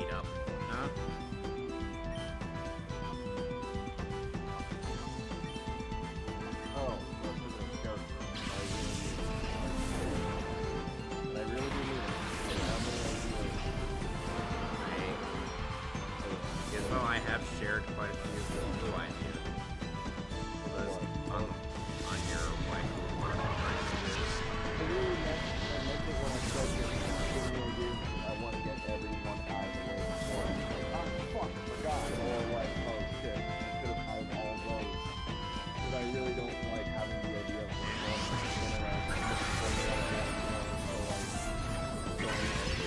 I've been trying. That's why I had that DM group between you, me, and Seamus. I'm actually the entire group though. Like me and Shayna, we're just deciding. We literally what we decided. What we do is we talk over the list of what I picked up, and then we get into a conversation of why is this or this scroll stuff. I have to imagine how some people won't feel about some of the ideas I presented. There's this Quincy chick nicknamed Bambietta, whom Zero also said was, worth it. It's in what's actually going to be seen in the anime, which is something that nobody was expecting to be in the anime.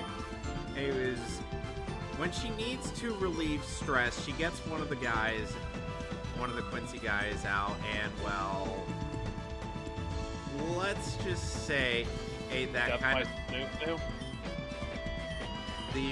After she orgasms, she kills the person. Yeah, death by snooze. Yes.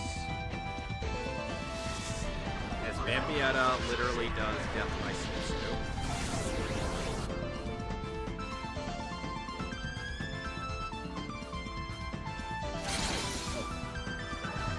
Look at the manga images I posted. Oh shit! Another anime just came to mind. Valkyrie Drive, yes. Okay, how did that fucking go past my mind? Oh shit, here. Yeah, there was a lot of.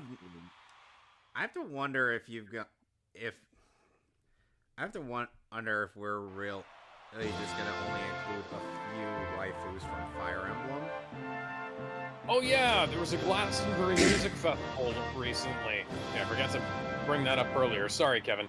And yeah, apparently there was a bunch of cool shit going on there, but the BBC fucked up the mix, and you couldn't hear Axl Rose's microphone throughout half the first song. Almost a big black box room Yeah, somebody fucked the mixing desk for the BBC. Yeah, so Rick Astley performed some AC/DC at Glastonbury. I think that's pretty fucking cool. Highway to Hell. Never gonna give you. Highway to Hell. Why does that sound like Elvis?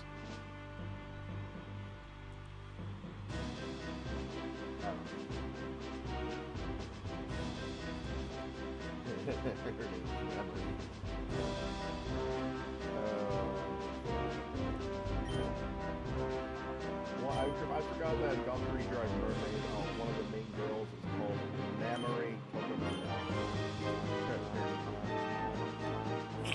Is it Mamori or Mamari? Mamori, but if you look at it without knowing the context, Okay, Gizmo. Honestly, knowing the Japanese, they probably did that on purpose. Go into waifu images, and I shared a link. Alright, a link to the message I shared of the manga. The images of that particular Quincy.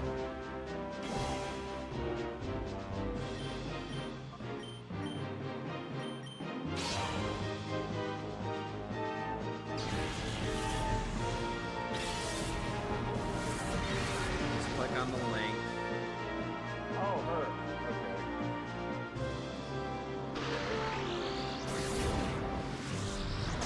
She literally gets a guy to relieve her stress, and then she just kills him. And scroll down below to see some of the messages I've got, and then people were like, and Zero's like, it's worth it. And I'm like, are you sure about that? Because if I'm providing that kind of special relief, I would like to stay alive. Listen, I'd do anything for love. I wouldn't do that.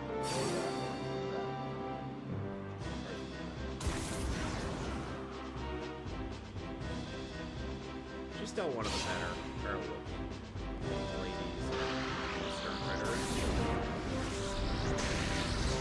She and the lady with the thunderbolts.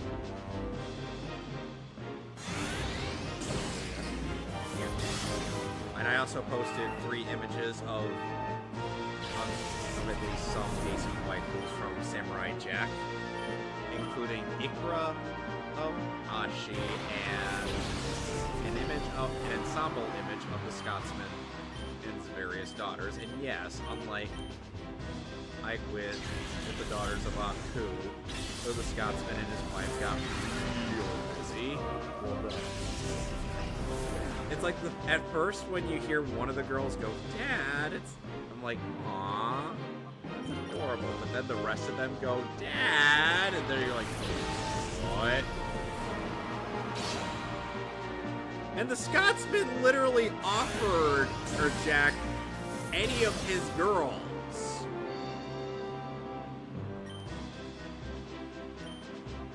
I'm like, I don't think I can do it's been over 50 years. What? 50 years between seasons 4 and 5. They're full grown. I'm not Let's- They literally did twice. That's what I'm saying. Let's split the difference. Put Merida on the list. You literally know nothing Which about one? the Scotsman's daughters, though. That's what I'm saying.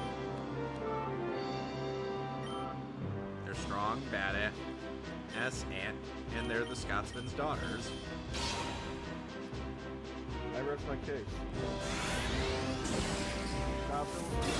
Like I said, let's split the difference. Just put Merida on there. Which one is Merida? Merida. Do you know? Brave.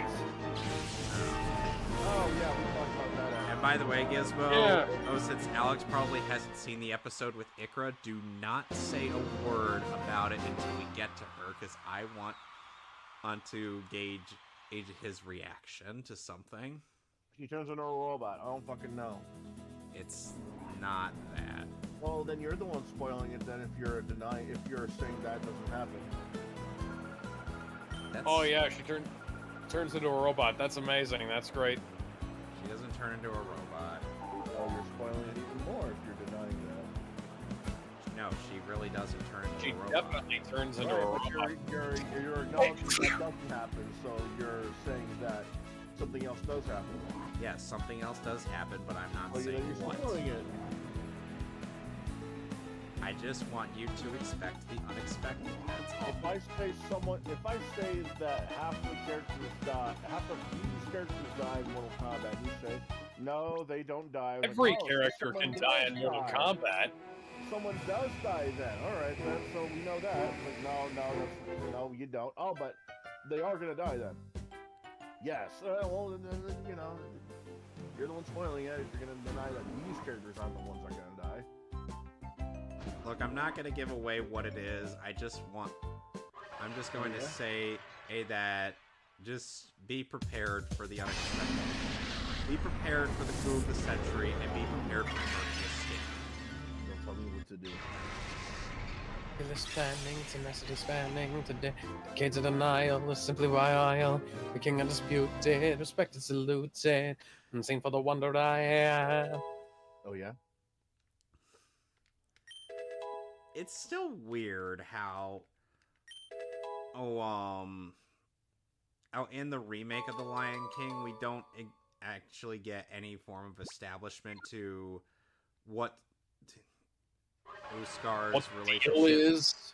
No, what Scar's relationship is with the hyenas until he shows up and they're like, and it turns out they've never met before or prior to this. Yeah, I'm that just like, was that's bullshit. That's stupid. That's really stupid. I want to know what Favreau was smoking when he decided that was a great idea. I'm dead serious about that, Gizmo. The scene where Scar pitches the idea of killing Mufasa and having him be king is literally the first time he and the hyenas meet in the remake. Okay. Do you know how many plot holes that could induce? Many, but the thing is, I don't care about the remake because it's the fucking remake. Well, the thing is like, why it worked in the original was because Scar had a pre-existing relationship with the hyenas.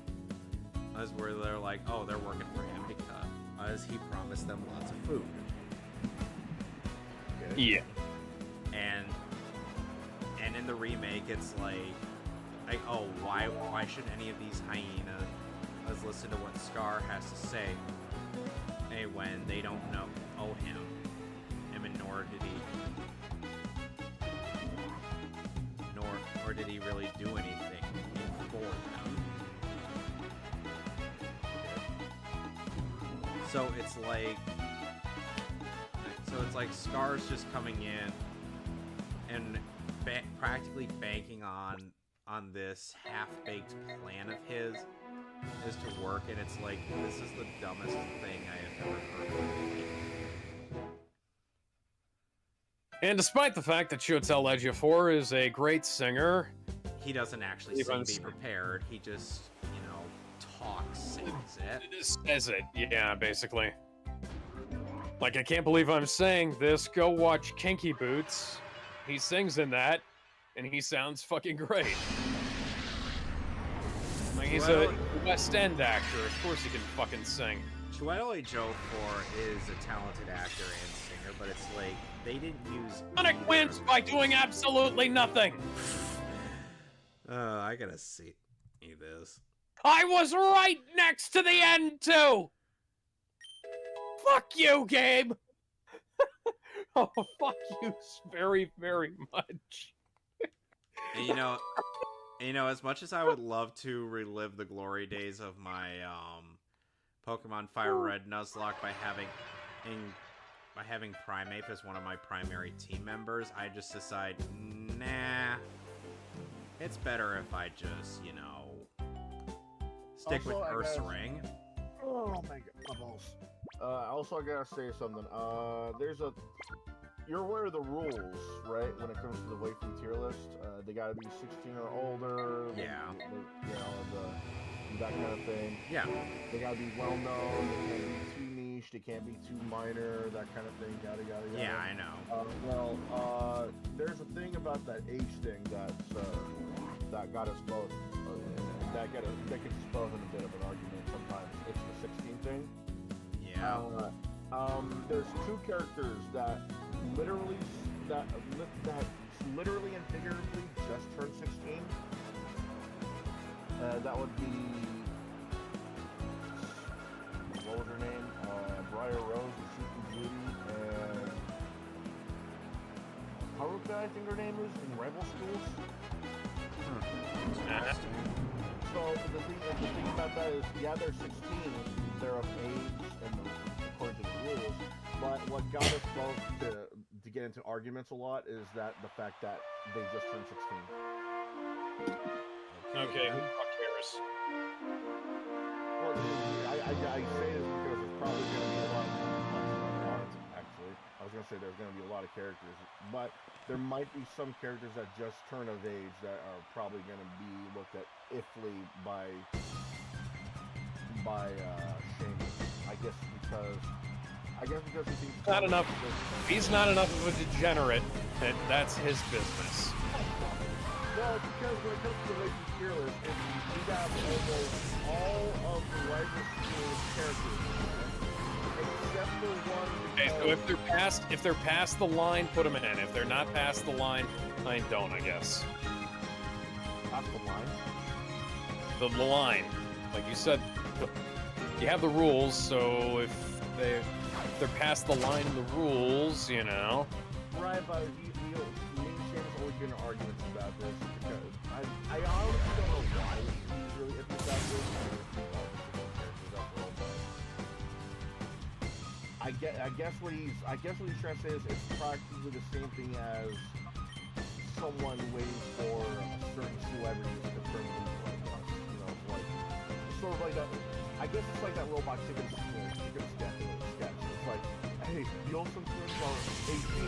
That means they're legal now. Dude, they're like 45. You know, Another thing. That's what I'm guessing. holy shit, where did the sandworms come from? Is this Dune all of a sudden? Let the spice flow, Sonic! I'm not saying I don't understand where he's coming from, you know, but at the same time, you know, I really do try and talk to him. Don't. Ah! Just to make the kill list a little more fair. No! Because let's say we get all these unbelievable girls together, and one of the girls just turned 16. Well, we can't figure out what's the same character. She's been in 5 games. She had her own movies. Well, she just turned 16. She's a bio. Yeah, but she's still 16. Yeah, just honestly don't. Oh my fucking god! I just found out. Holy shit! I just found out the Grand is showing the room tomorrow. So if I can, I'll talk to Seamus about it, what he said. But if there's no dice, then there's nothing really to do about that. Hey, that's fine.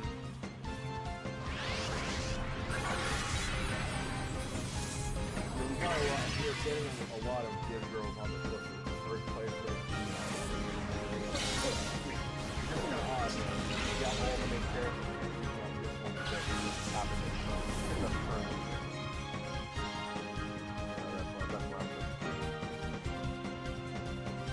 Okay, so Oh, hello. Bah. Are you hey though? Joseph. Hey, Okay, I just entered a contest to win 2 tickets to see the room in theaters. good luck, man.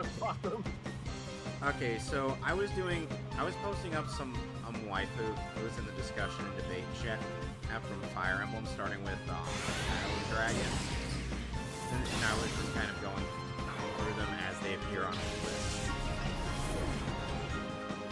And so, give me a second, Gizmo. Let me link you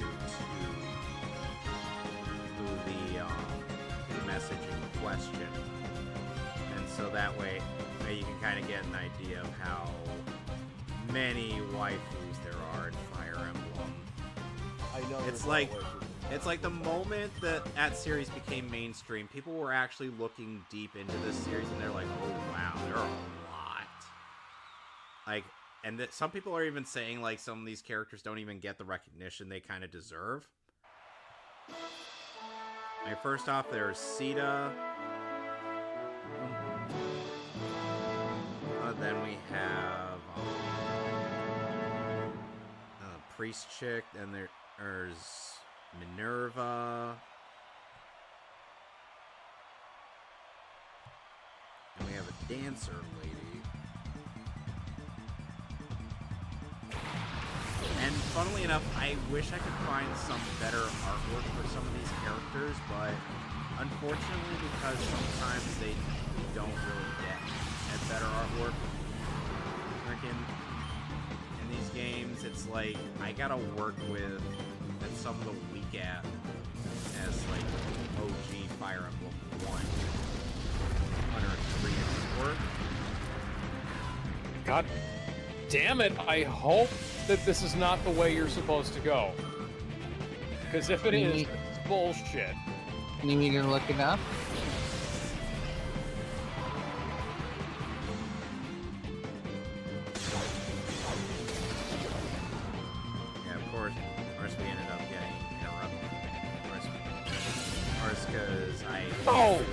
I was going to continue on Gizmo. Oh, even going through Fire Emblem chicks from Fire Emblem Gaiden or Shadows of Valentia. But that we ultimately just ended up moving on to another discussion.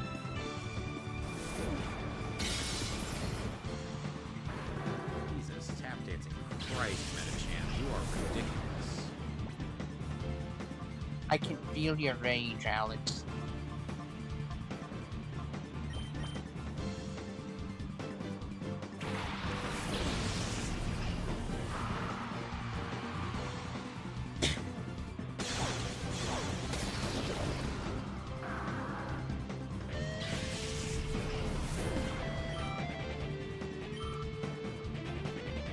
So I finally ended up. Cool. I'm gonna let you know right now, the only reason why I made it big is because I added in the tightness too. So like, it's not gonna be just dog. It's gonna be the legend killer and the legend killer himself. It's not gonna be like David. It's gonna be the volcano eruptor David. That's why I made it bigger. What about, So for examples, just examples, I'm only going to give you I put in Ari, Kali, Ash, or H, I don't know, Velvev, Caitlyn, Camille, and Cassiopeia.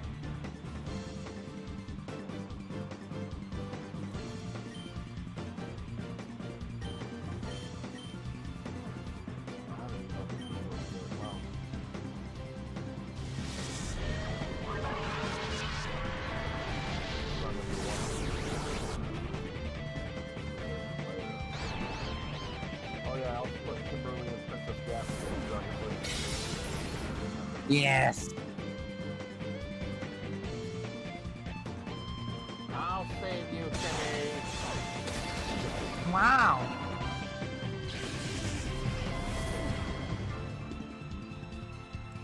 Oh, far out. dude. Actually, he doesn't say that. It's kind of odd he does that. I remember that. Does anyone remember that there was like an idea for either a movie or a TV show with Ryan Reynolds? Which one? What kind of movie? Oh, Dragon's Lair? Yeah. You know, Yes, I remember that. I don't see that being a bad thing, honestly. No, I'm not saying it'd be a bad thing. I'm just saying it's been a long time. No, but that's what I'm saying, though. It doesn't sound like a bad idea. Dragon's Lair movie. I know there was talks of it. Yeah, they've definitely been Make Dragon's working Lair on a that. movie, It's just, or you else know. Don Bluth will give you the death stare. He's still working on cartoons. I mean, like, that is big. I loved how Don Bluth appeared, guest starred in the Nostalgia Critics commercial review before he ends up forcing Doug to review Dragon's Lair. You know, a funny thing, I think that's one of the only ways nowadays we'll be able to get some behind-the-scenes stuff that hasn't been said on.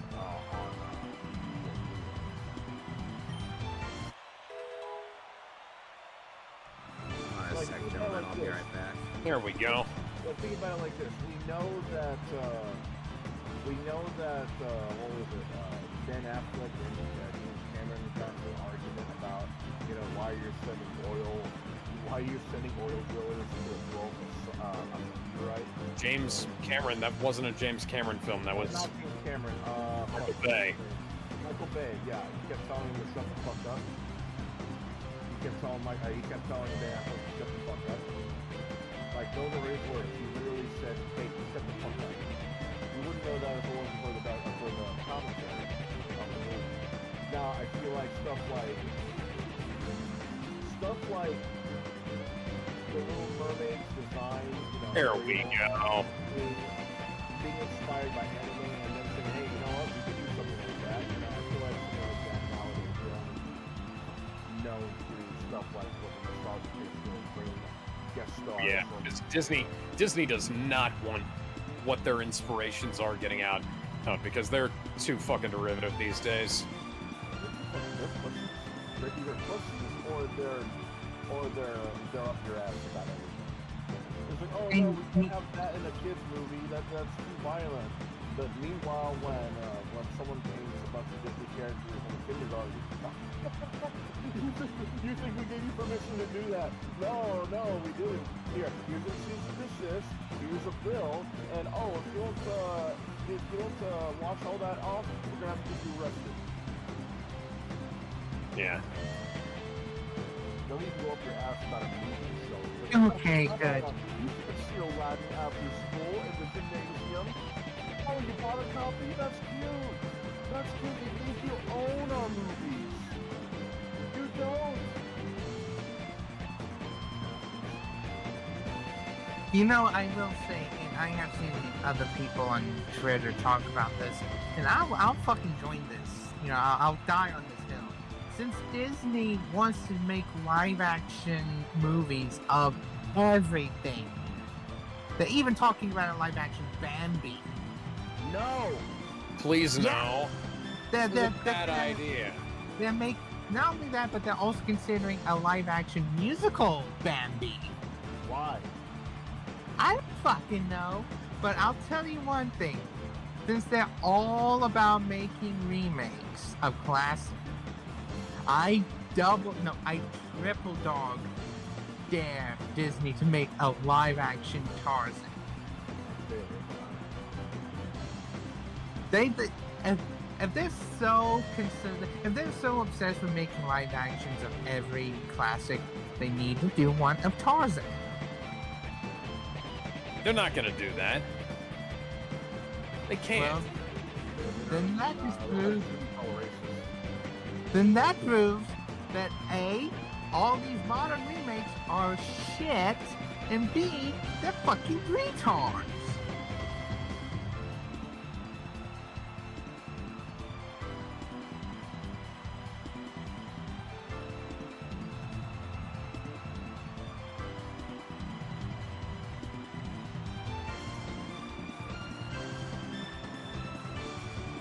We already knew I'm that. back.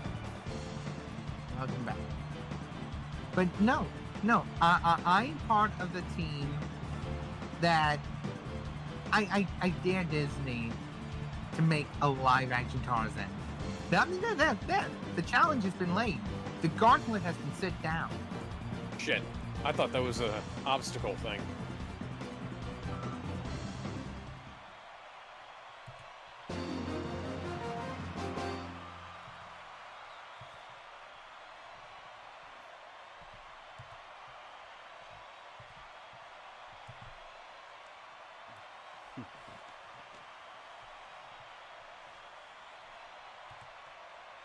You know, Tails, we could collect even more rings if you would stop following me around and think for yourself occasionally. Tails doesn't do that, Alex. You should know that by now. I know.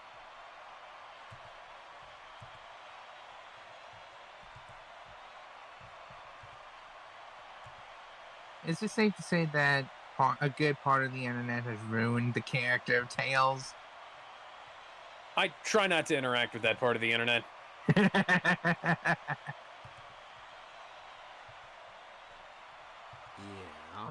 Like, I mean, if it's Rouge, fine. Blaze, okay, you know. But why Tails?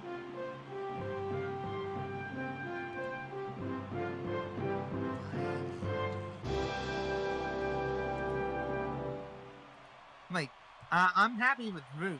You know, give me all of the Rouge. But just don't do Tails like that. Unless, of course, he's doing Rouge. What about I mean, I have seen stuff of that.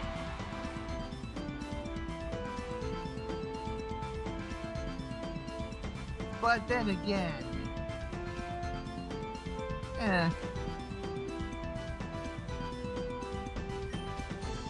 I'm only going to say this for the reaction, but Alex, what if it's Rouge doing Tails? That's even worse. I mean, it, you know.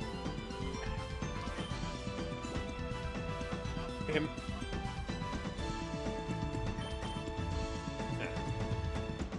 327. And we got another emerald! Ooh, and it's cherry this time. Yeah, baby. Yeah, baby. No, baby. Okay, So, Sonic, as a drag, is no stranger to consumables.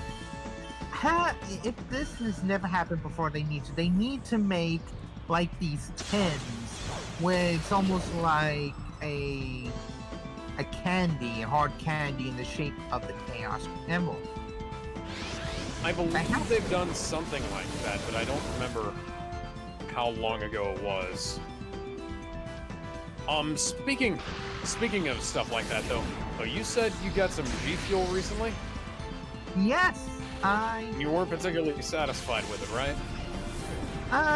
With water, the flavor is a bit weak, but with milk, Hype sauce, right? Was that the one?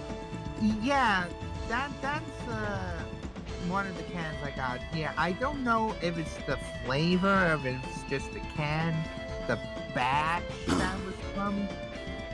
Because I remember I had like this cube of Dr. Pepper, and one of the cans had no taste. Not even like coffee. I've had stuff like that where like for some reason some cans just don't have any flavor at all. Yeah.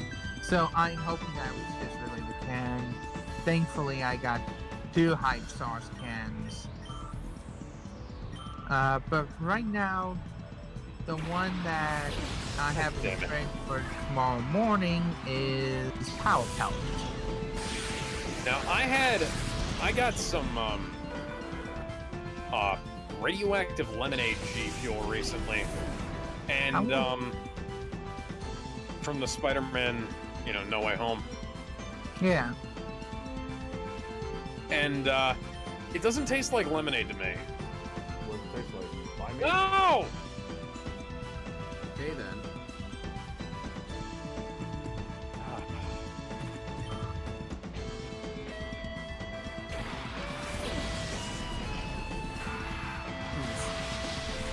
But Yeah, it doesn't taste like lemonade. It tastes like something else. I'm not sure what it tastes like, but the thing is, like, it might have just been because I got kind of late on it, but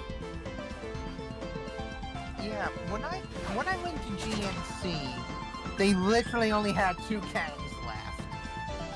Huh. Yet that morning, someone took pretty much all of their entire stock. Oh, yeah, we don't live in the same place, but that guy would have been me if we did. If it was you, I routinely buy like an entire case of Bang or G Fuel or 3D or whatever at a time. I'm just that I, 3D. yeah, 3D. 3D. You coming down? no one's gonna get the tables. But yeah, Actually, I have C4. That's C4 is good. C4 though is a pre-workout energy drink. yeah, but it gives you a kick in the ass. I'm not gonna drink that with my lunch. No, I get you, man. I feel like. Well, for me, Okay, but I do have a cop friend who used to drink 3 cans of C4 a day, and that was during Mardi Gras season. Did he die? Yeah, they had him working like 12-hour shifts and some shit, and it's like, that's normal for cops. and it was like every day, and because they had a shortage of police, and he was drinking 3 cans of that stuff a day. He had to keep himself going, and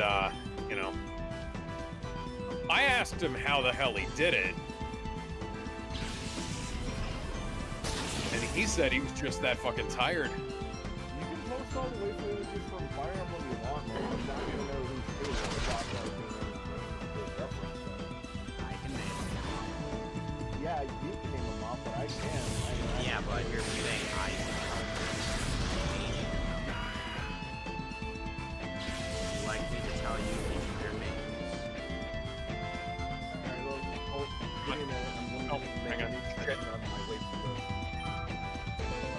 And Sorry, again, Tails. These are from Fire Emblem. These are the canon waifus from Fire Emblem Echoes Shadows of Lentia,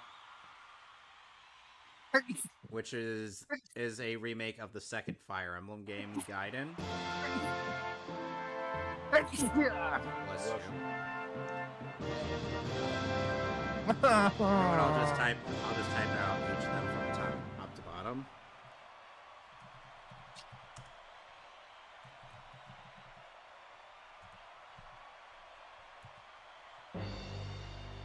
Alright, Sonic the Hedgehog candies. Okay, so right off the bat, I see Pez dispensers.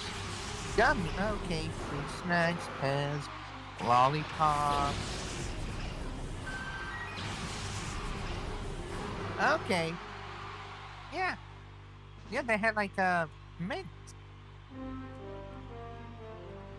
Yeah, one tin had like a pink and green, one was like a dark crimson red. Yeah, okay. And keep in mind, I did purposely leave out some ladies due to the fact that a couple of them, I'm like, yeah, I don't think this is gonna fly at all.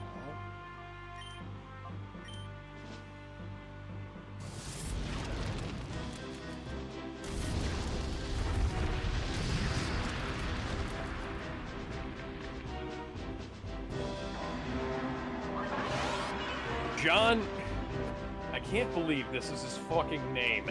John Goodenough, a scientist known for his critical role in the creation of the lithium-ion battery, has passed away at the age of 100. Damn. He just kept going and going and going and going. Like the lithium-ion battery heater. Yeah. So yeah, so Gizmo, I just typed out each of the names of the waifu. Who's on down below. This is from top to bottom and in order from left to right. Are these their full names? Yes. Like, it's just Faye, not like Faye something or... Yes. As they only have first names, they don't have surnames like they would in Fire Emblem. Note that Marth doesn't have a canonical last name, they just made one up for the anime. I was moonwalking there by accident. Alex. Tails, I'm... Are they all from the same game? These are all from Fire Emblem Echoes Shadows of Valentia, so yes.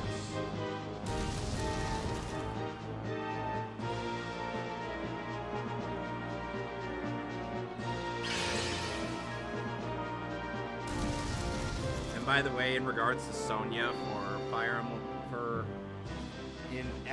in Shadows of Valentia, there's a bit where you can only pick one of two paths to go on, and whoever you We're now literally playing Tetris. and whoever you choose not to go after ends up becoming your ally, right? And you have a choice between a promoted mercenary by the name of Dean or another mage in the form of Sonya. The reason why it's difficult in Shadows of Valentia is due to the fact that you're choosing between really good base stats or boobs. Alex, when given the choice between base stats or boobs, which do you choose? Boobs give great base stats of their own, so I'm going with boobs. That's like asking whether you want kids or destiny. Exactly. But here's the thing, in the original Fire Emblem Gaiden, and Sonya does not, Dear God, where are all these boxes coming from? is not as hot as The warehouse has to Box run out go. eventually. The box ghost. voiced by Rob Wilson. Yeah.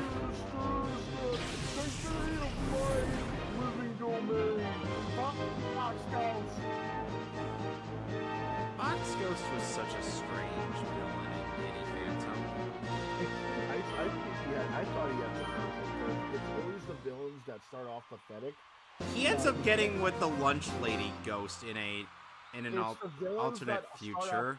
It's the villains that start out pathetic that eventually become dangerous because he is so. Think about it like this: you see a guy that's being a villain, and let's say his gimmick is soda, like he can only control soda, right? And now you underestimate him so much because what the fuck's he gonna do? There's no soda around here. He needs a soda. He can only control soda. Back to jail with you. Just don't put soda near him. Yada yada yada. It's like the Soda Man is like the worst Batman villain. Right, it's sort of like the Condiment King or the White Rabbit. But think about it like this: Or Calendar Man. Well, Calendar Man eventually became badass. That's what I'm getting at, though. In the future, let's say he's had enough. Let's say tell that to James Gunn, by the way. Let's say he wants to really become badass. Let's say he's sick of people looking down at him. Like the Box Ghost, that villain's gonna evolve. He no longer controls boxes. He can make boxes out of energy, pure energy, and he can trap you in them if he wanted. And he became buff, and he became manly, and he became something of a Chad. If you want to argue with that, please don't.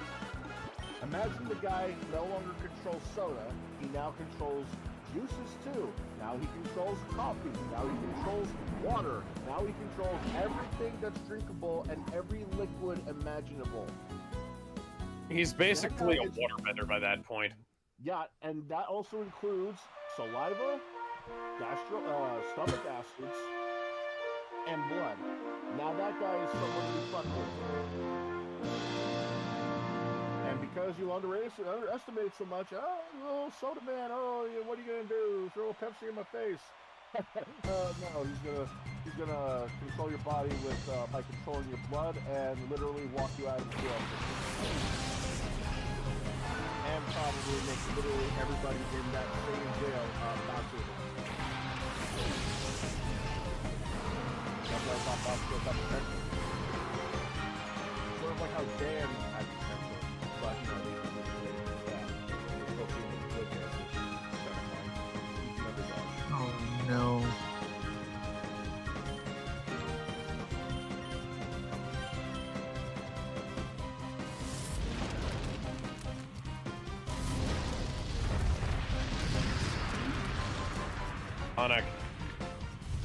Sonic, do you maybe want to do something about that? So Gizmo, how do you feel about the aesthetics of these waifus?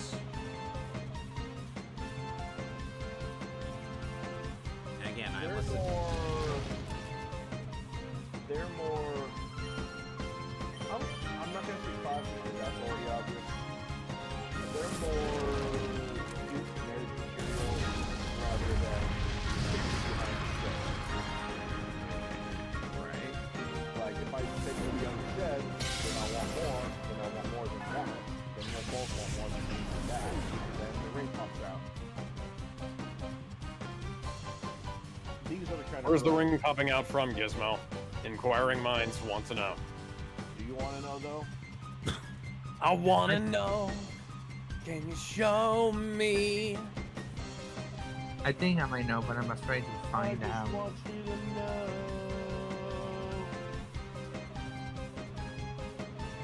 The ring is going out anywhere you put it. Are you going the Deadpool route? No, I'm not. Okay, now I know that there are characters. I know there are more characters that are worse than No, it's like I know there are characters from Fire Emblem 4 and 5. But unfortunately, I do not feel like going through characters whom I know next to nothing. So I'm just going through the ones that I do know. And what about you guys? Any waifus you want to get off your chest so I can just get them out of the way and put them in the list? You've got the girls from Rosario plus Vampire, right? Some of them, yeah. Okay, you need to put all of them on there because all of them have qualifying entries. I have a list, but I don't know. Yukari has a fully fully grown version, and from not only the age up episode, but also a flash forward. So yeah. So you can include that. You can include that one. You're going to include that one. Look, even if Seamus, for some odd reason, down the age limit to 10, I don't think he's gonna add it. Look, I'm exercising my my veto power over this, and I'm saying, and you have to include adult Yukari in there, because I wouldn't mind saying adult Yukari in there, but the fact is, she literally only like, dude, her boobs are bigger than Kurumu's. She's only been in one episode, and she's what, the flash forward, that's barely anything. You would have to talk to Seamus about that. I would have to talk to Seamus about that. I have a list of waifus I wouldn't mind adding, but I feel like I'm the only one that would actually know. From where? Is anyone here familiar with the Outlaw Sports skin? Oh, the Outlaw. Like Outlaw Golf, Outlaw Volleyball, and Outlaw Yes, I vaguely remember that. There are There's some... not enough there. There's not enough there. They're just characters. So? We have Hello Nurse on there. Hello Nurse is the trump card. Hello Nurse is an actual character. They actually gave her character as time went on. Not just in the show, but they gave her comic books. Not just appearances, but her own issues. She's an actual agent. She actually has a doctor. That's her real name. Oh, Okay, she's then. Dr. Nurse. That's just her real name. She just happens to be called... Her full name is Dr. Nurse. Yes. Dr. Hello Nurse. Yes. That's hilarious. Okay, let me go even more obscure. The female God characters... Damn it, Robotnik. Okay, I know a game that's even more obscure than the Outlaw Sports games.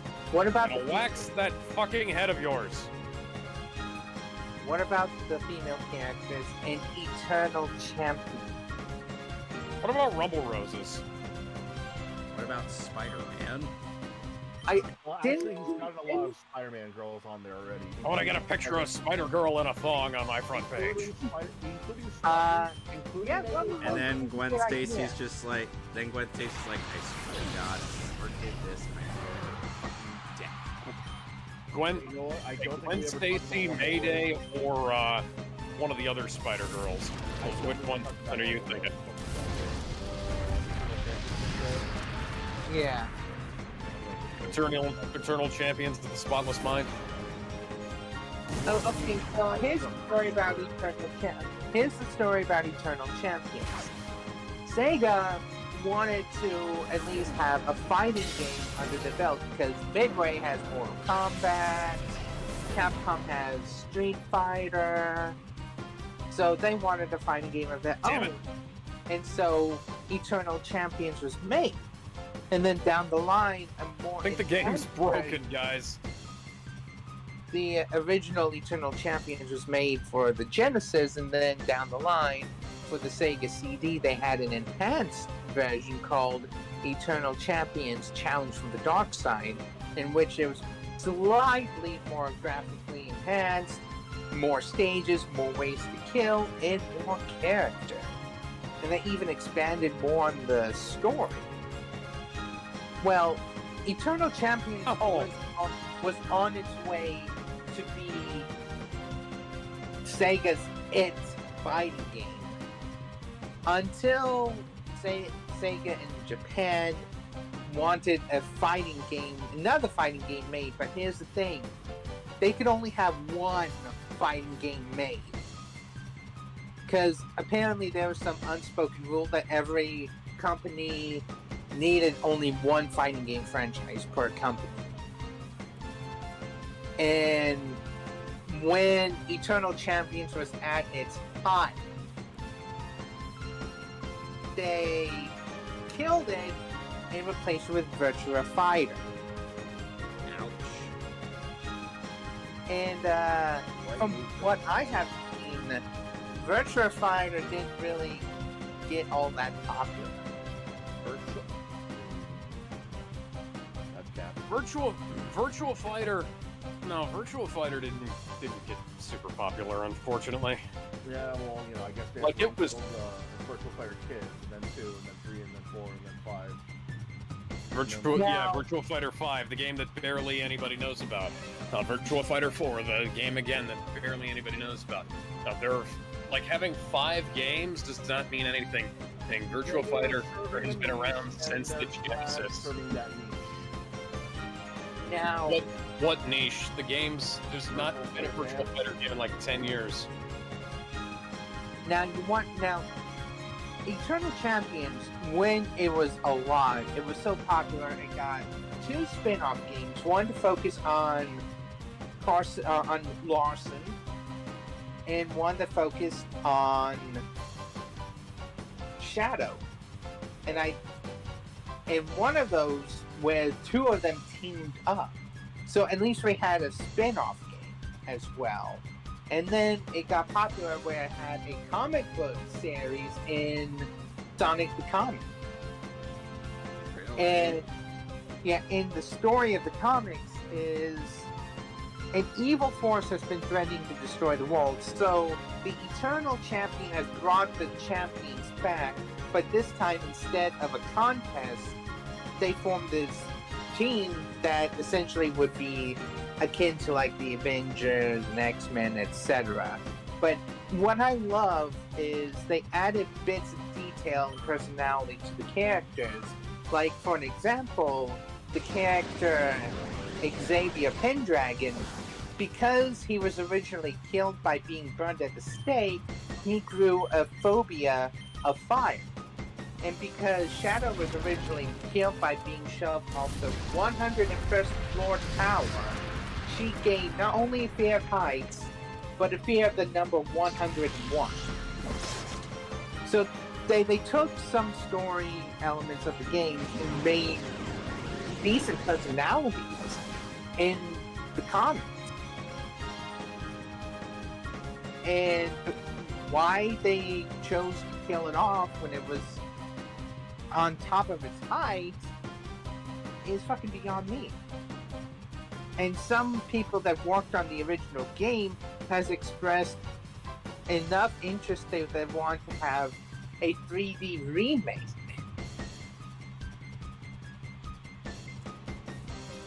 But not enough people were interested in it.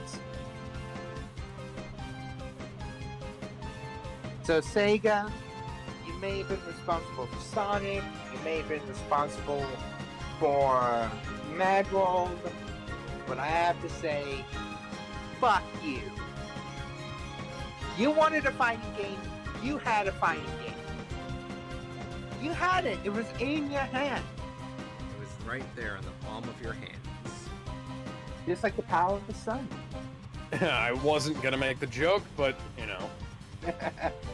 Well, some had to.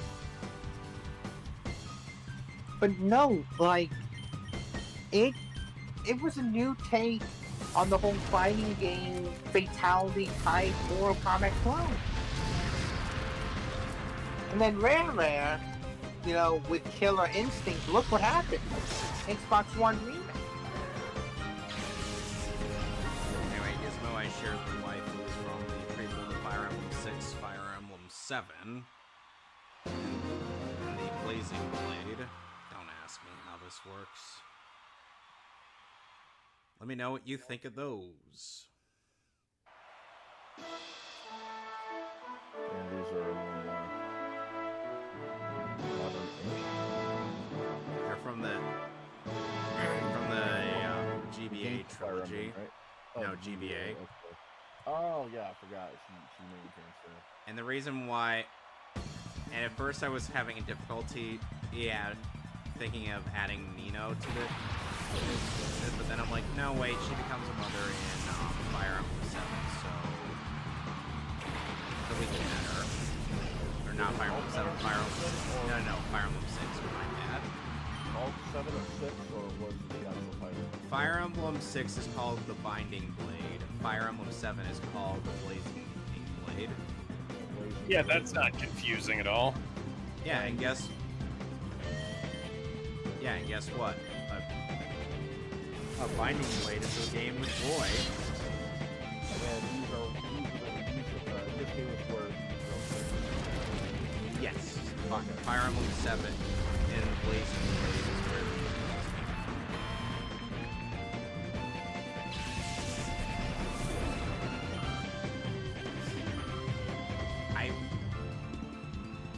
and Lindis is certainly an interesting case. Just because, you know, even though she is another female lord, or like Celica was in Fire Emblem 2, so she comes off more as a warrior than as like a lord, if that makes any sense to you. Basically, she looks less formal than Celica does. But she doesn't give off the impression of lord status. That is until you have to clear her mandatory tutorial. Because Joseph, you're asking about He-Man and the Masters of the Universe? man. let's never consider the TV show. Yeah, we've got the He-Man and the Masters of the Universe characters on there. I think we had a conversation about this last week. Hold on a minute. Hold on. Because you told me. You told me. I'm on the list to talk to him about. I didn't say I talked to him about it yet. Oh. Double check to see. Targeting reticle disappears for some reason. Yeah, I didn't get to them yet. I'm tracking both He-Man and She-Ra, just so you know. And Yeah, you already. Yeah, it doesn't really matter what versions there are because, you know, they're grown ass.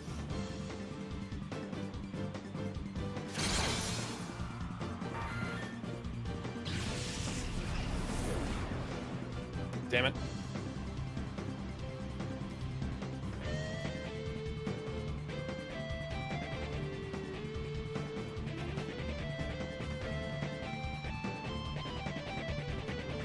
Oh, and just a warning about the Tellius games, Gizmo.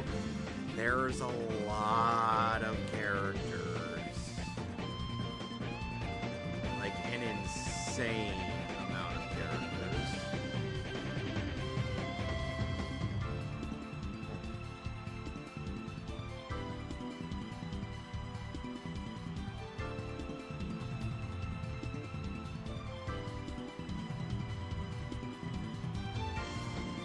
And no, we're not including Ike's little sister on here. How old is she?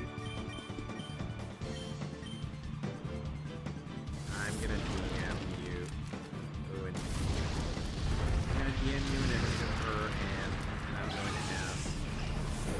Even if she looks like she's like 10, that can mean a lot of things. That can mean she's short stacked, that can mean she's got a curse on her, that can mean she's anything.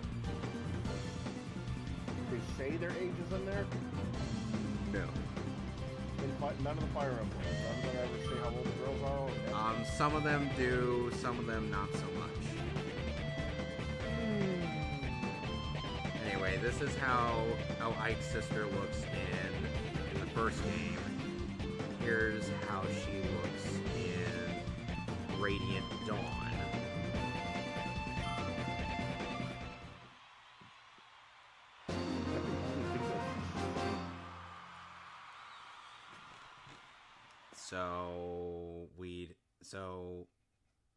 Presumably we'd end up including her. Sure, but again, you say yourself, a lot of these movies don't feel characters. Yeah. Well, anyway, I'm just gonna go ahead and put in at least a number of these waifus. But for the Path of Radiance characters, I'm going to put in their designs from Radiant Dawn on just to be safe. Because Radiant Dawn has like a time skip.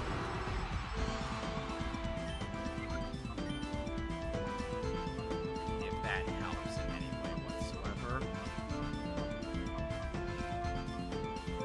What happened? No, I'm saying, I'm asking if it has a time skip. If that helps at all. Not really.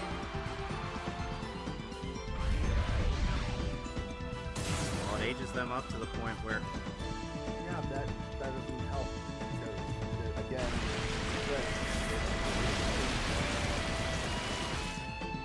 all I know is just 1 year came by. I don't know. look, I'm just gonna put these down and get it over with. Just gonna rip the bandage off.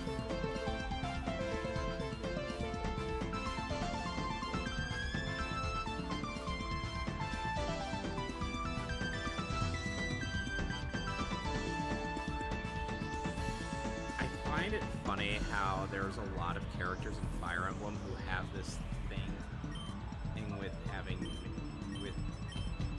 where they have this thing that they have to have mini skirts and holes.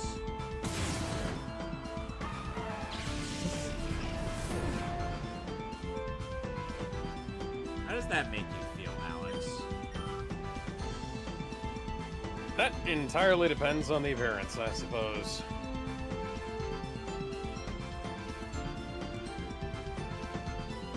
But I mean, like, there's quite a few characters that are like that.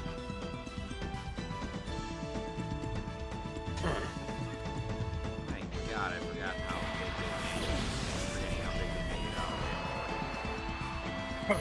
No, I'll save it next video with the arts. It's like, they made them huge. Like, this was a damn whale.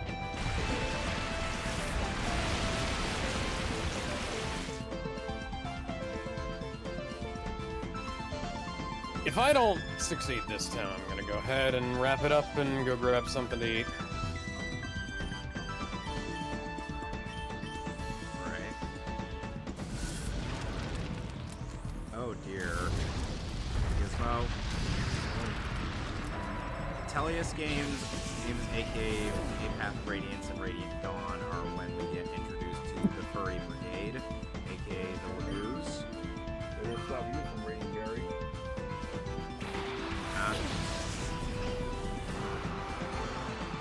No, I'm just saying. No, I'm just saying. In case there's an issue on your end.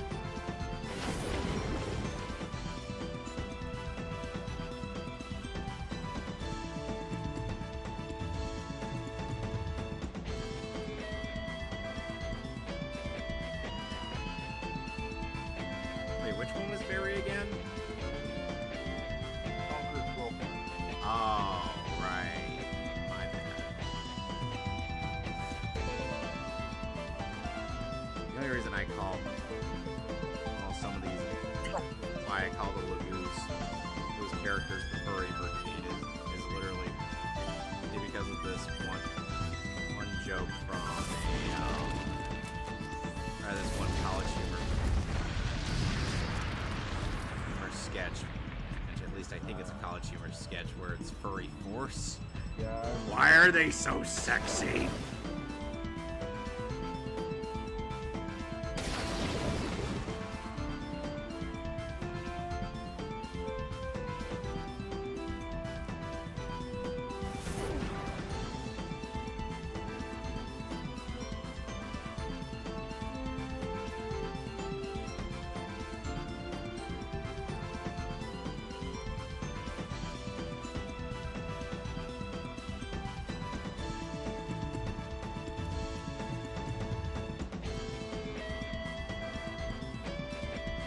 Oh yeah, I don't think we talked about the Rumble Rope characters.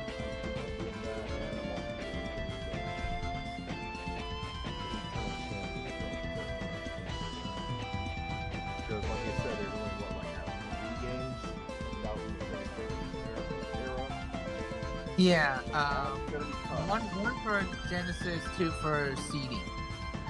Yeah, that's gonna be tough to convince them, or even convince me, considering they're stuck in one console generation and that was it. But then again, Yeah. he does have some Golden X characters on there, so who knows? Buy my balls, girl. Oh my balls! I swear, I will never see that that guy for anything other than that. Did he? I thought he said, Yep. like, for real? Yeah, like, hold on. Huh. Post it up on Twitter. Yeah, hold on. So 4 days ago he said, okay, so I'm 65 today. Time to retire, I guess. Thanks for watching.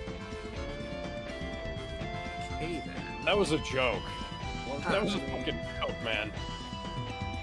Was it? I mean, like, at 65, that is retiring age.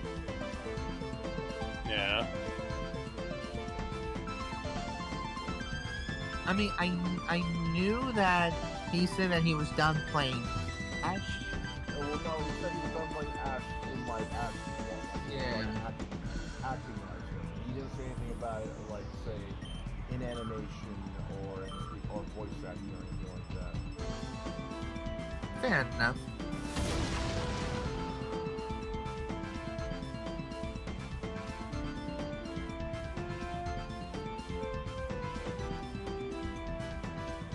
Yay, you got it done!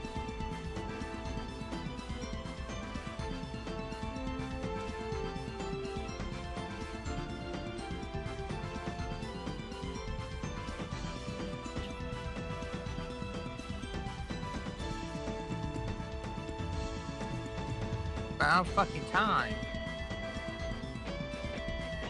So, apparently, as the method of promotion for the Secret Wars show, Disney has been putting people in scroll costumes in real-life news broadcasts, and oh dear God.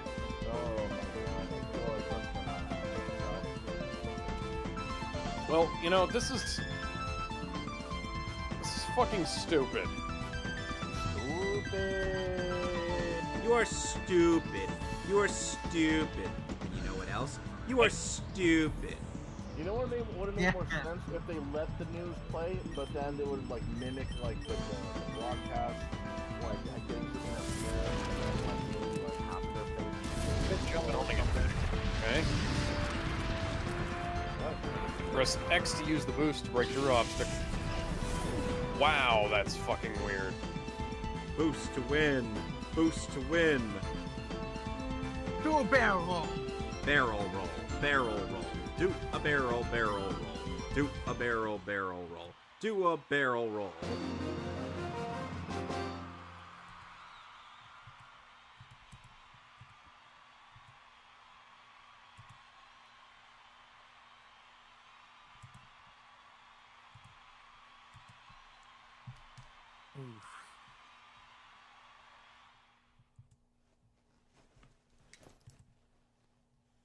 Oh, poor Tails. The hitbox extend the fucking tornado. Why is it only me and Tails? Okay, Gizmo, your thought on the Path of Radiance, waifus? Tails, you gotta shake off those stars. You're All the I one can say is piloting the it's fucking nice. I tornado. literally have not played a single Fire Emblem game in my life because of how expensive they are and have to because everyone wants to just scalp the fucking game. Aesthetic. Yeah, they look nice. Any aesthetic that sticks out to you? Not really.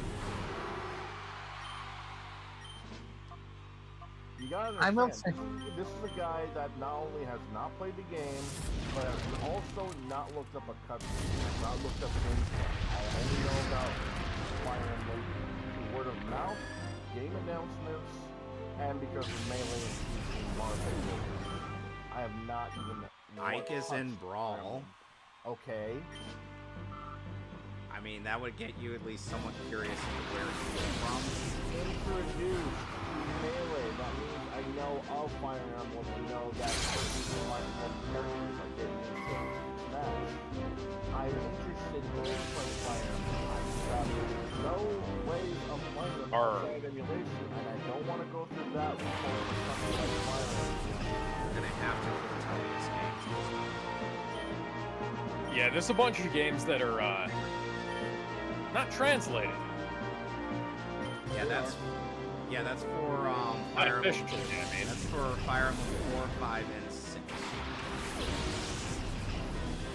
Those are the only ones that have never God, been... this control scheme is so fucking bootleg. Those are the only Fire Emblem games that have no official translation.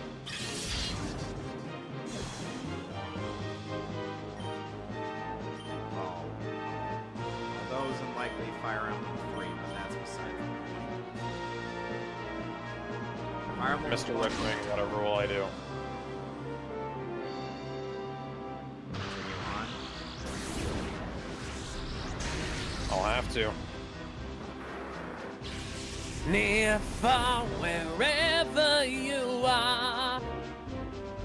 Okay, Alex, in the waifu images, tell me what you think of the waifus from the Fire Emblem games that I've shared.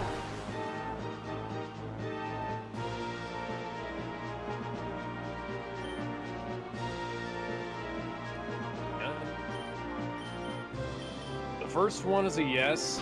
Second one is a maybe. Maybe. Sure. Probably. Sure, why not? Yeah. Do I have to take the dragon too? No, I'm talking about, I'm going through them in order. where's the dragon in Shadows of Valencia? That's artwork. Look at the. Oh, I was at Path of Radiance. No, you don't have to take the Wyvern. Hang on, let me scroll back up. Okay, so Shadows of Valentia, maybe. Yes. Yes. Maybe. Maybe. Yes. Yes. Maybe. Hmm? Yes. Maybe. Oh wait, I'm looping. Alright, now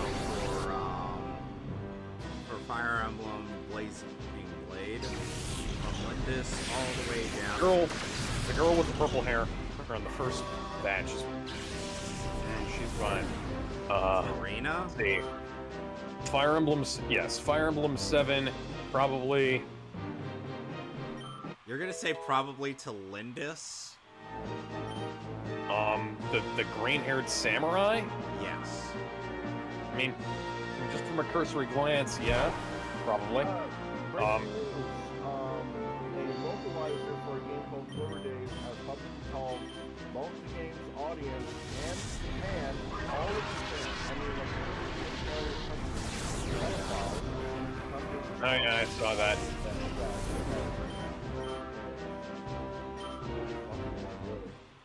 Yeah. Anyway, back to rating the, anyway, hey Alex, on back to Fire Emblem 7 and his waifus.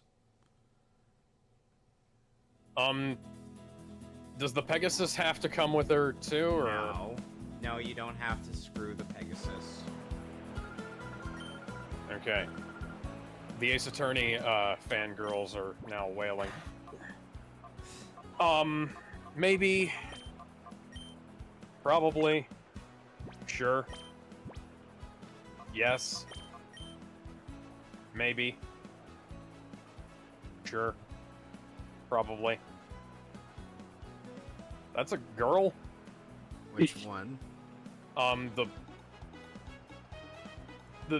The thief character with the spear in the skirt. Like, I don't. Yeah, I don't that's a get girl. vibes.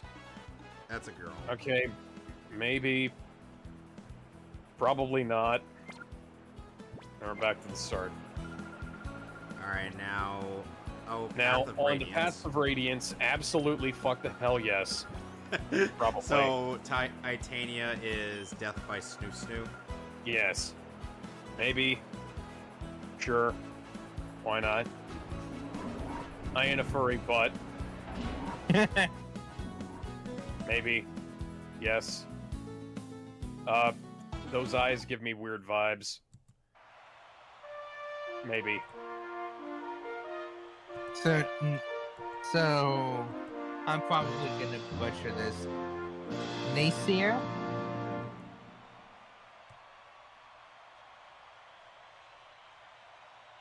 Kev, you're the expert. You should help me. Okay, for Fire Emblem, for which Fire Emblem game? Path of Radiance, the one with the bow. Oh. How's her name now? No! No! It is Nacier. Okay, I did have her. Okay. Yeah. Okay, I'm gonna have to agree with Kev. The eyes. You mean Alex? Yeah. The eyes, yeah. Bit, let's see.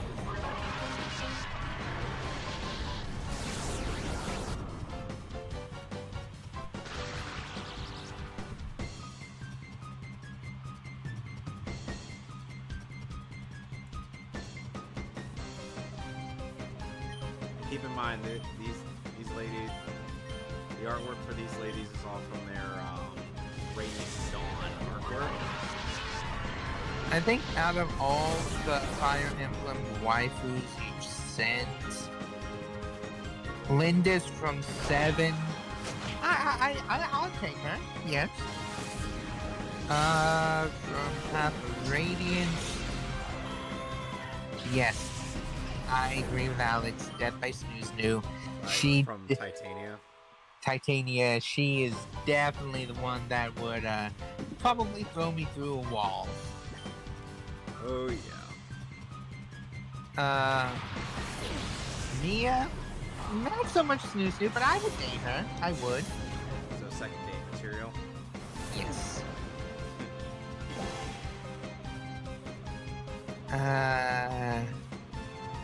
Ileana.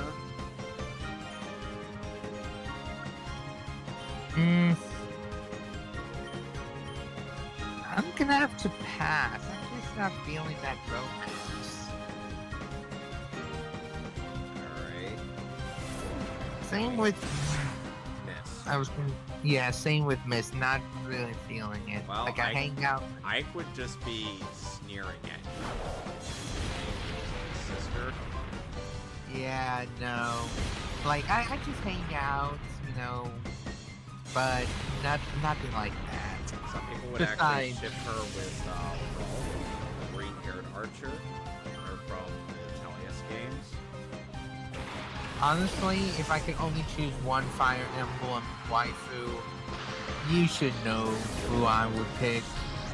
And her name is Lucina. Yep. Jesus Christ, Eggman, how many fucking nuclear missiles do you have? He has all of them. Yes. But, yeah. Lucina has the #1 slot in my heart when it comes to Fire Emblem waifus.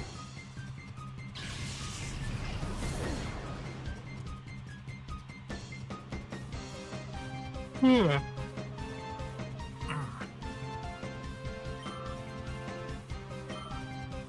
I'm not sure if Ginzo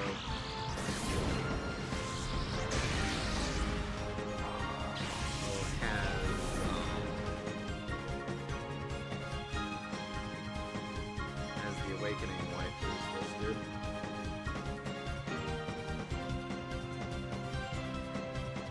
Out of curiosity, do we have any F-Zero waifus? Good question, actually. And- You know, for an F-Zero fan, for as much of an F-Zero fan as I am, I have no idea about any of the characters other than Captain Falcon and the fact that Fox McCloud Sr. is in that game. There are a bunch of female characters. It's just that not a lot of them have. They have backstory, just not. I mean, that's Street Fighter understandable, but At most, they have Tekken 4 levels of backstory. At that at least. funny thing is I've never played a Tekken game. Like, if you play F-Zero DX on have the option to know a little bit more about the characters. When Yeah, the I used to play. Race and 2 other questions. Yeah. The problem I is, remember I that. don't know anything else about the characters because the copy of F-Zero I have is scratched to fucking hell. I don't know how. I took goddamn care of it, and now I can't play any. I literally cannot play it past the menu. That's a shame. The moment I start up a race, it goes, "Hey, can't read your disc. Can't read your disc. And there's something wrong with it." The most Something you can do, if you don't have access to a disc resurfacer, you can use baby wipes and plain lotion to kind of rub around the disc in a clockwise circular motion, and it'll help fill in some of the cracks or scratches rather. I remember It'll years make ago it I easier used to read. to use toothpaste, not the gel kind. Yeah, don't do that. Yeah, desperately do not do that.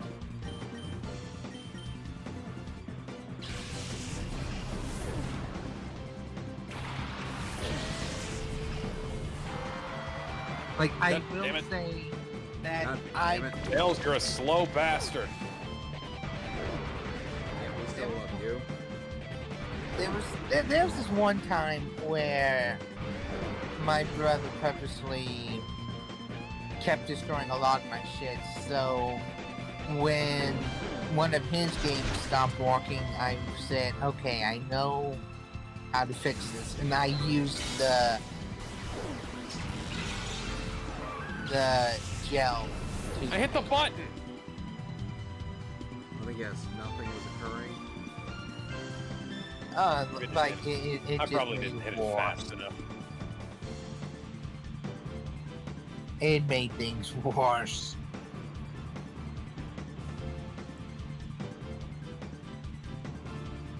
And yeah, he did get pissed off at me, but I told him, hey, I done what I always did, and it always worked for me.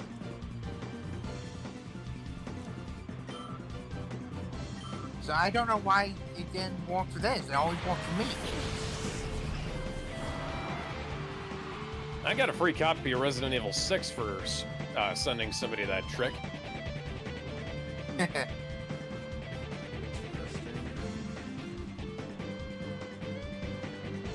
I knew nothing would really be done because the next day his friends came over and gave him like $300. Jesus Christ. So yeah.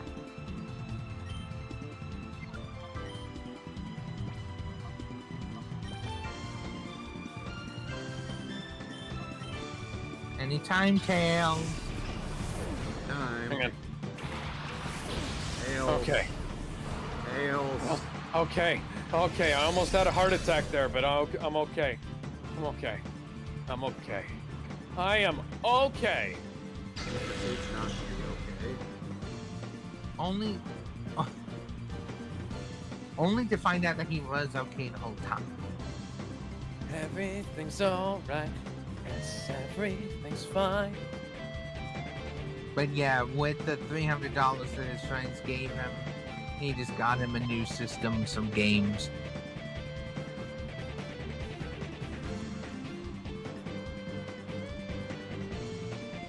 Jesus fucking Christ. This part makes me think of an old Genesis game. I don't know if anyone's heard of it. It's called... Is it called Sonic the Hedgehog 2? I was gonna say Death Duel.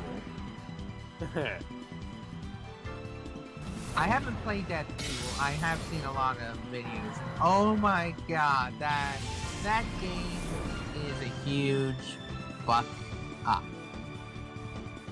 And you wanna know how much of a fuck up it is? You don't have to run out of health to lose. That sounds fucking amazing. Just absolutely outstanding. Indeed. Yeah. You don't have to run out of health to lose. Just run out of ammo. Instant game over. Get the rings, get the rings, get the rings.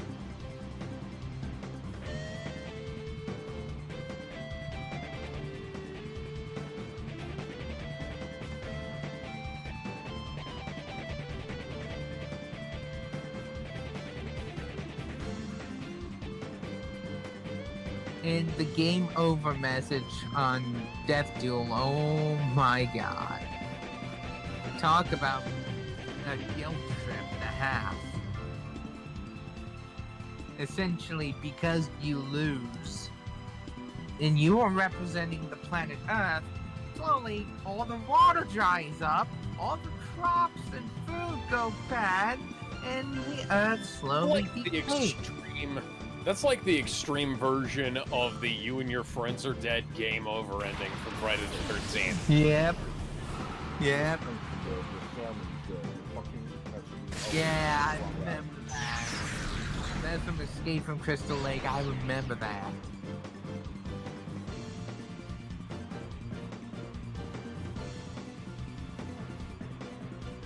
But yeah, and not only that, but before the message, the last thing you see before the message is your destroyed map with the Grim Reaper standing over it. Although the music is a fucking banger. Okay, so Kevin just posted the Awakening Girls. I'm getting more of them because I can only post 10 images at a time. Well, 10 at a time. I'll go through them now. I'm sure Probably not. Definitely yes. Abso-fucking-lutely. Well, you don't want to have sex with yourself. No, I don't want to do that. What do you think I am, Peter Parker? Yeah. Ultimate Peter Parker, I should say. I was gonna say that requires context. Yeah, Ultimate Peter Parker. And he wasn't really gonna make out with his plan. Jessica Drew. Look up Ultimate Jessica Drew. Tell me you would. Maybe. Definitely not. Sure. Absolutely. Which one was absolutely? Okay, so Lance, long red hair. You have terrible taste. Sure.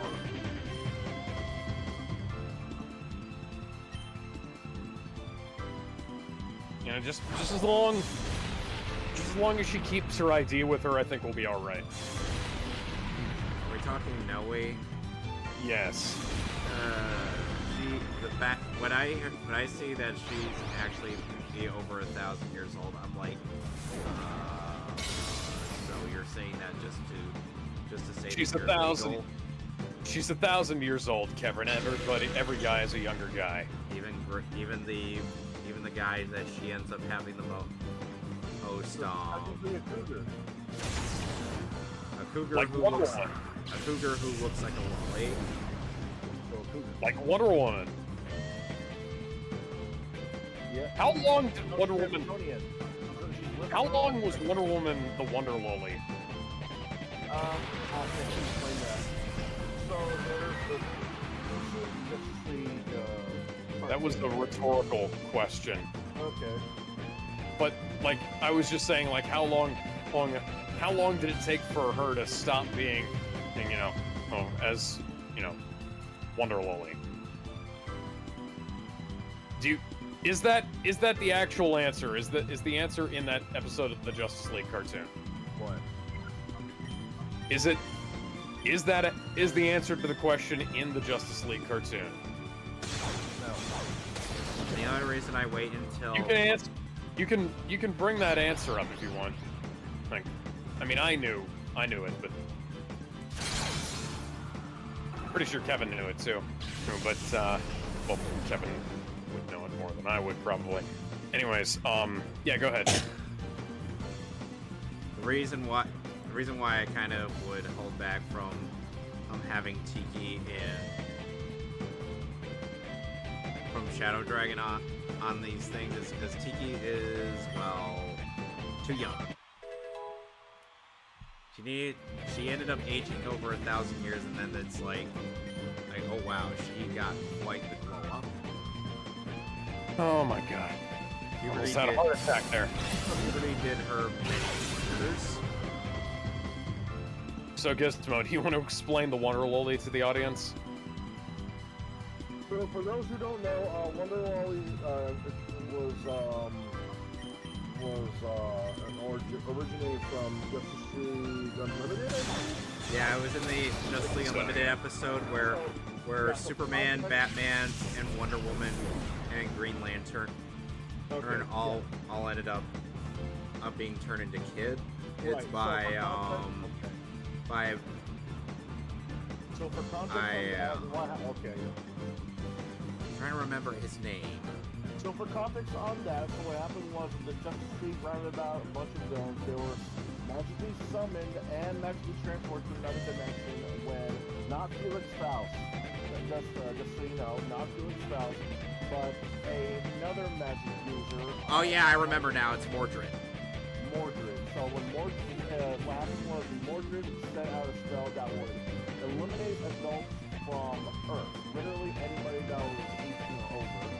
And would only be accompanied by kids. And that sent all the adults into another dimension, including the superheroes, Superman, John Stewart, the Green Lantern, Batman, and Wonder Woman. That would also include a bunch of supervillains who were also in the way. What happened was the only way to get to him was to also be a kid. So Mordred's mother, stay with me here, Mordred's mother put a magic spell on the four so they can go back to Earth as kids. And from there you see not only John Stewart, Batman, Superman, but also Wonder Woman shrunken down to what could be seen as maybe 5, maybe 8 years old.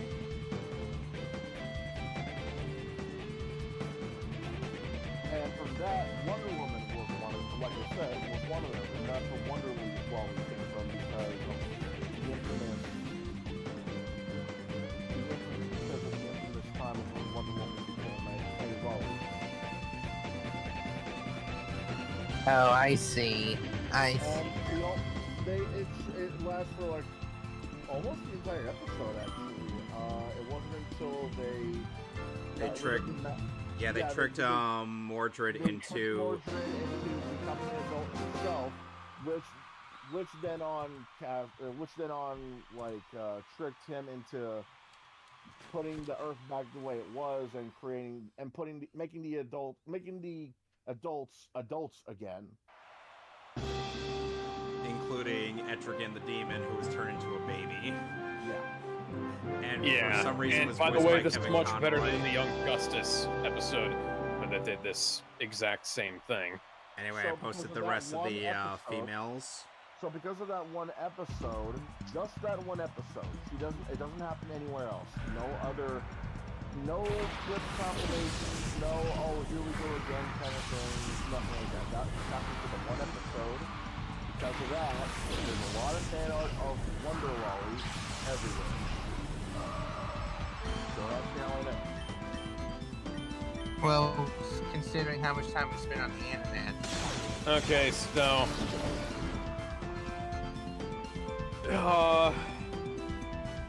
that's gonna be a maybe. Or no, I was Tharja. Yeah, that's a maybe. Yeah, sure. Why not?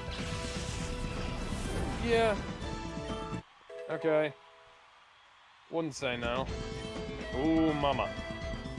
Which one is Wait. Which one is Ooh Mama? Who do you fucking think? Doggy skin, large sword, blonde hair. Muscles, yeah. Lucina, sure. Maybe. A crackdown on wood fire and wood and coal fire ovens in New York City. Hitting multiple areas. And now because of this, there's now a thing called New York City Pizza Party, a protest in which people are throwing pizzas over the fence of the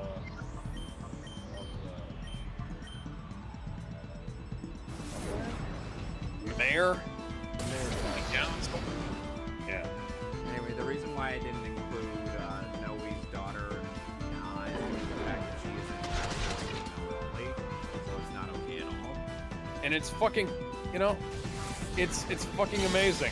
New York City is fucking something up, and Michael Bloomberg isn't involved.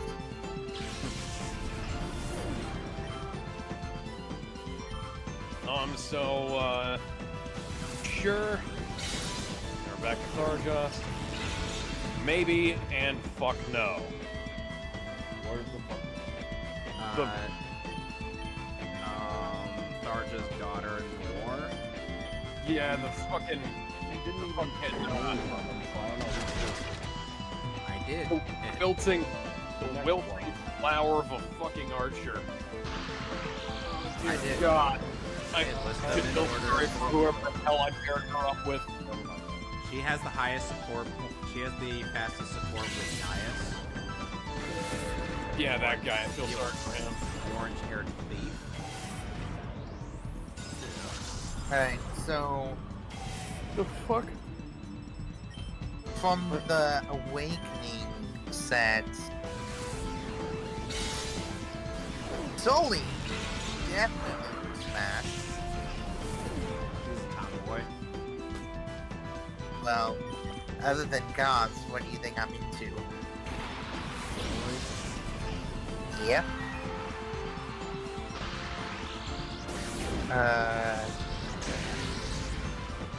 So, hold on.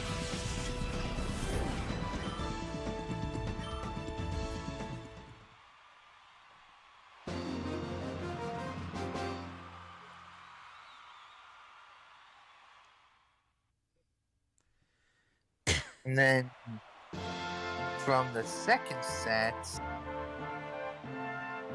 definitely we'll go with the Samurai Babe. Sari. I believe so. Sari's the only samurai babe on here. And then, of course, Lucina. No. Her name is Lucina. You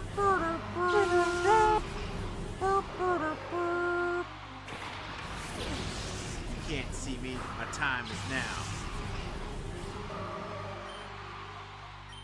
And why wouldn't date Selena? I would definitely annoy her. At least you know that Selena is her alias in Fates. Yep. She's the prototypical tsundere. Again, annoy. Tsundere. Oh boy, there are a lot of waifus in Fates. Fates is a weird one. There's a lot of shit going on in that game.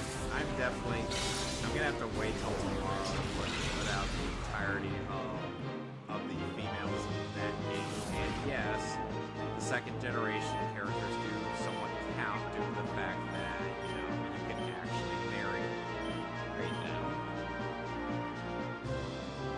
now. Okay, so we just gave up on there being any kind of continuity of the space of this level, I guess.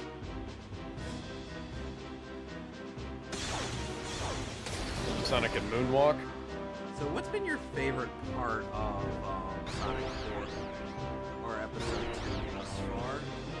Well, the animations are much better than they were in Sonic 4 Episode 1, so that's a big plus. I think the fact that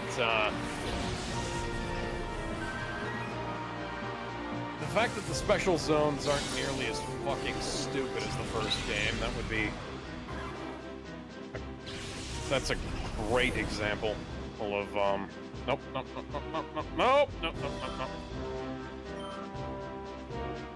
You just Hey, at became least John. you've made significant amount of progress. You say? Yeah.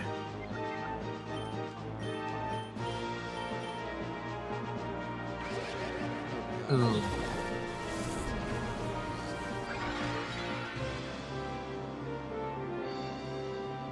It's basically a Miltank's equivalent of... So which area are you in, Alex? The one where I'm dying.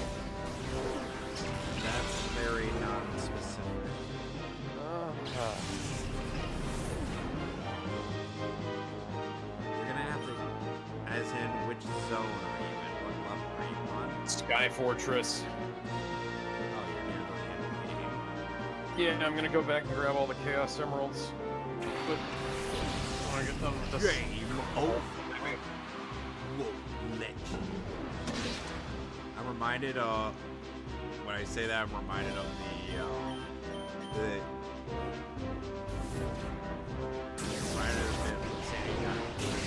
there's this guy who will not let you do whatever. He doesn't specify on what, but he just won't let you.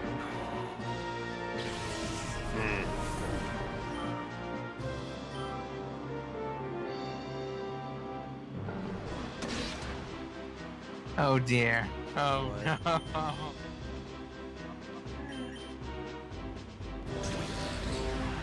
Oh no, I'm finding images. If my phone can cooperate.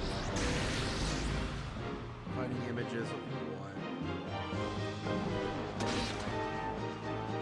You'll see.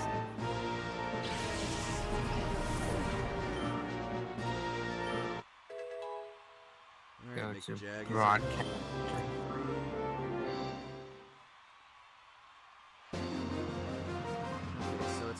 So I've been grinding for over 3 hours. Let's see, does this end here? Do I have one more? Okay, it ends here. I apologize for the lack They of did not say. progress on my end. Oh yeah. Yes. But did you die? No. I did, and I'm to make some more progress. I'm gonna go get some more hyper potions. Revives, because... No, wait.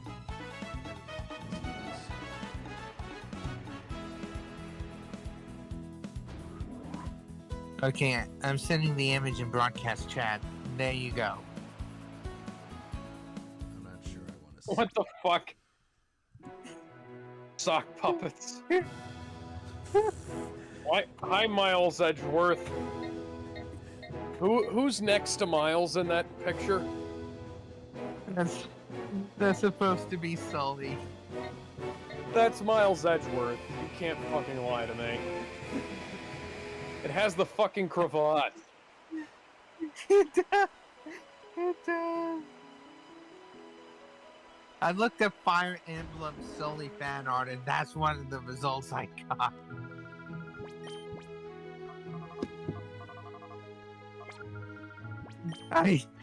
Okay.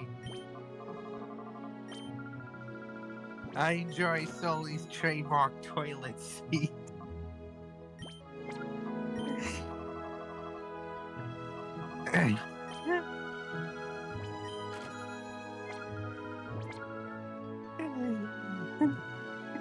Well, at the very least, grinding up in Railgam Tower has not only built up my team's experience points, but also has actually built up my wallet so I can prepare for what Oh.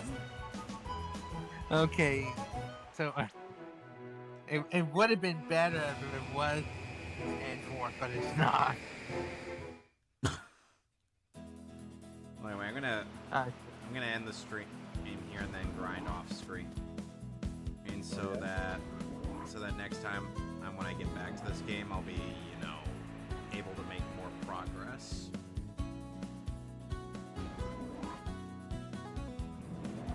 So, yeah. Oh yeah.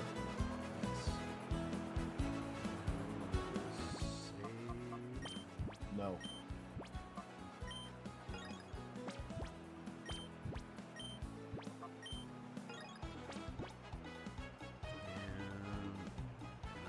And that's gonna be it for me. So next time on All right. Pokemon XD, hopefully I'll be headed to Citadark Isle this time.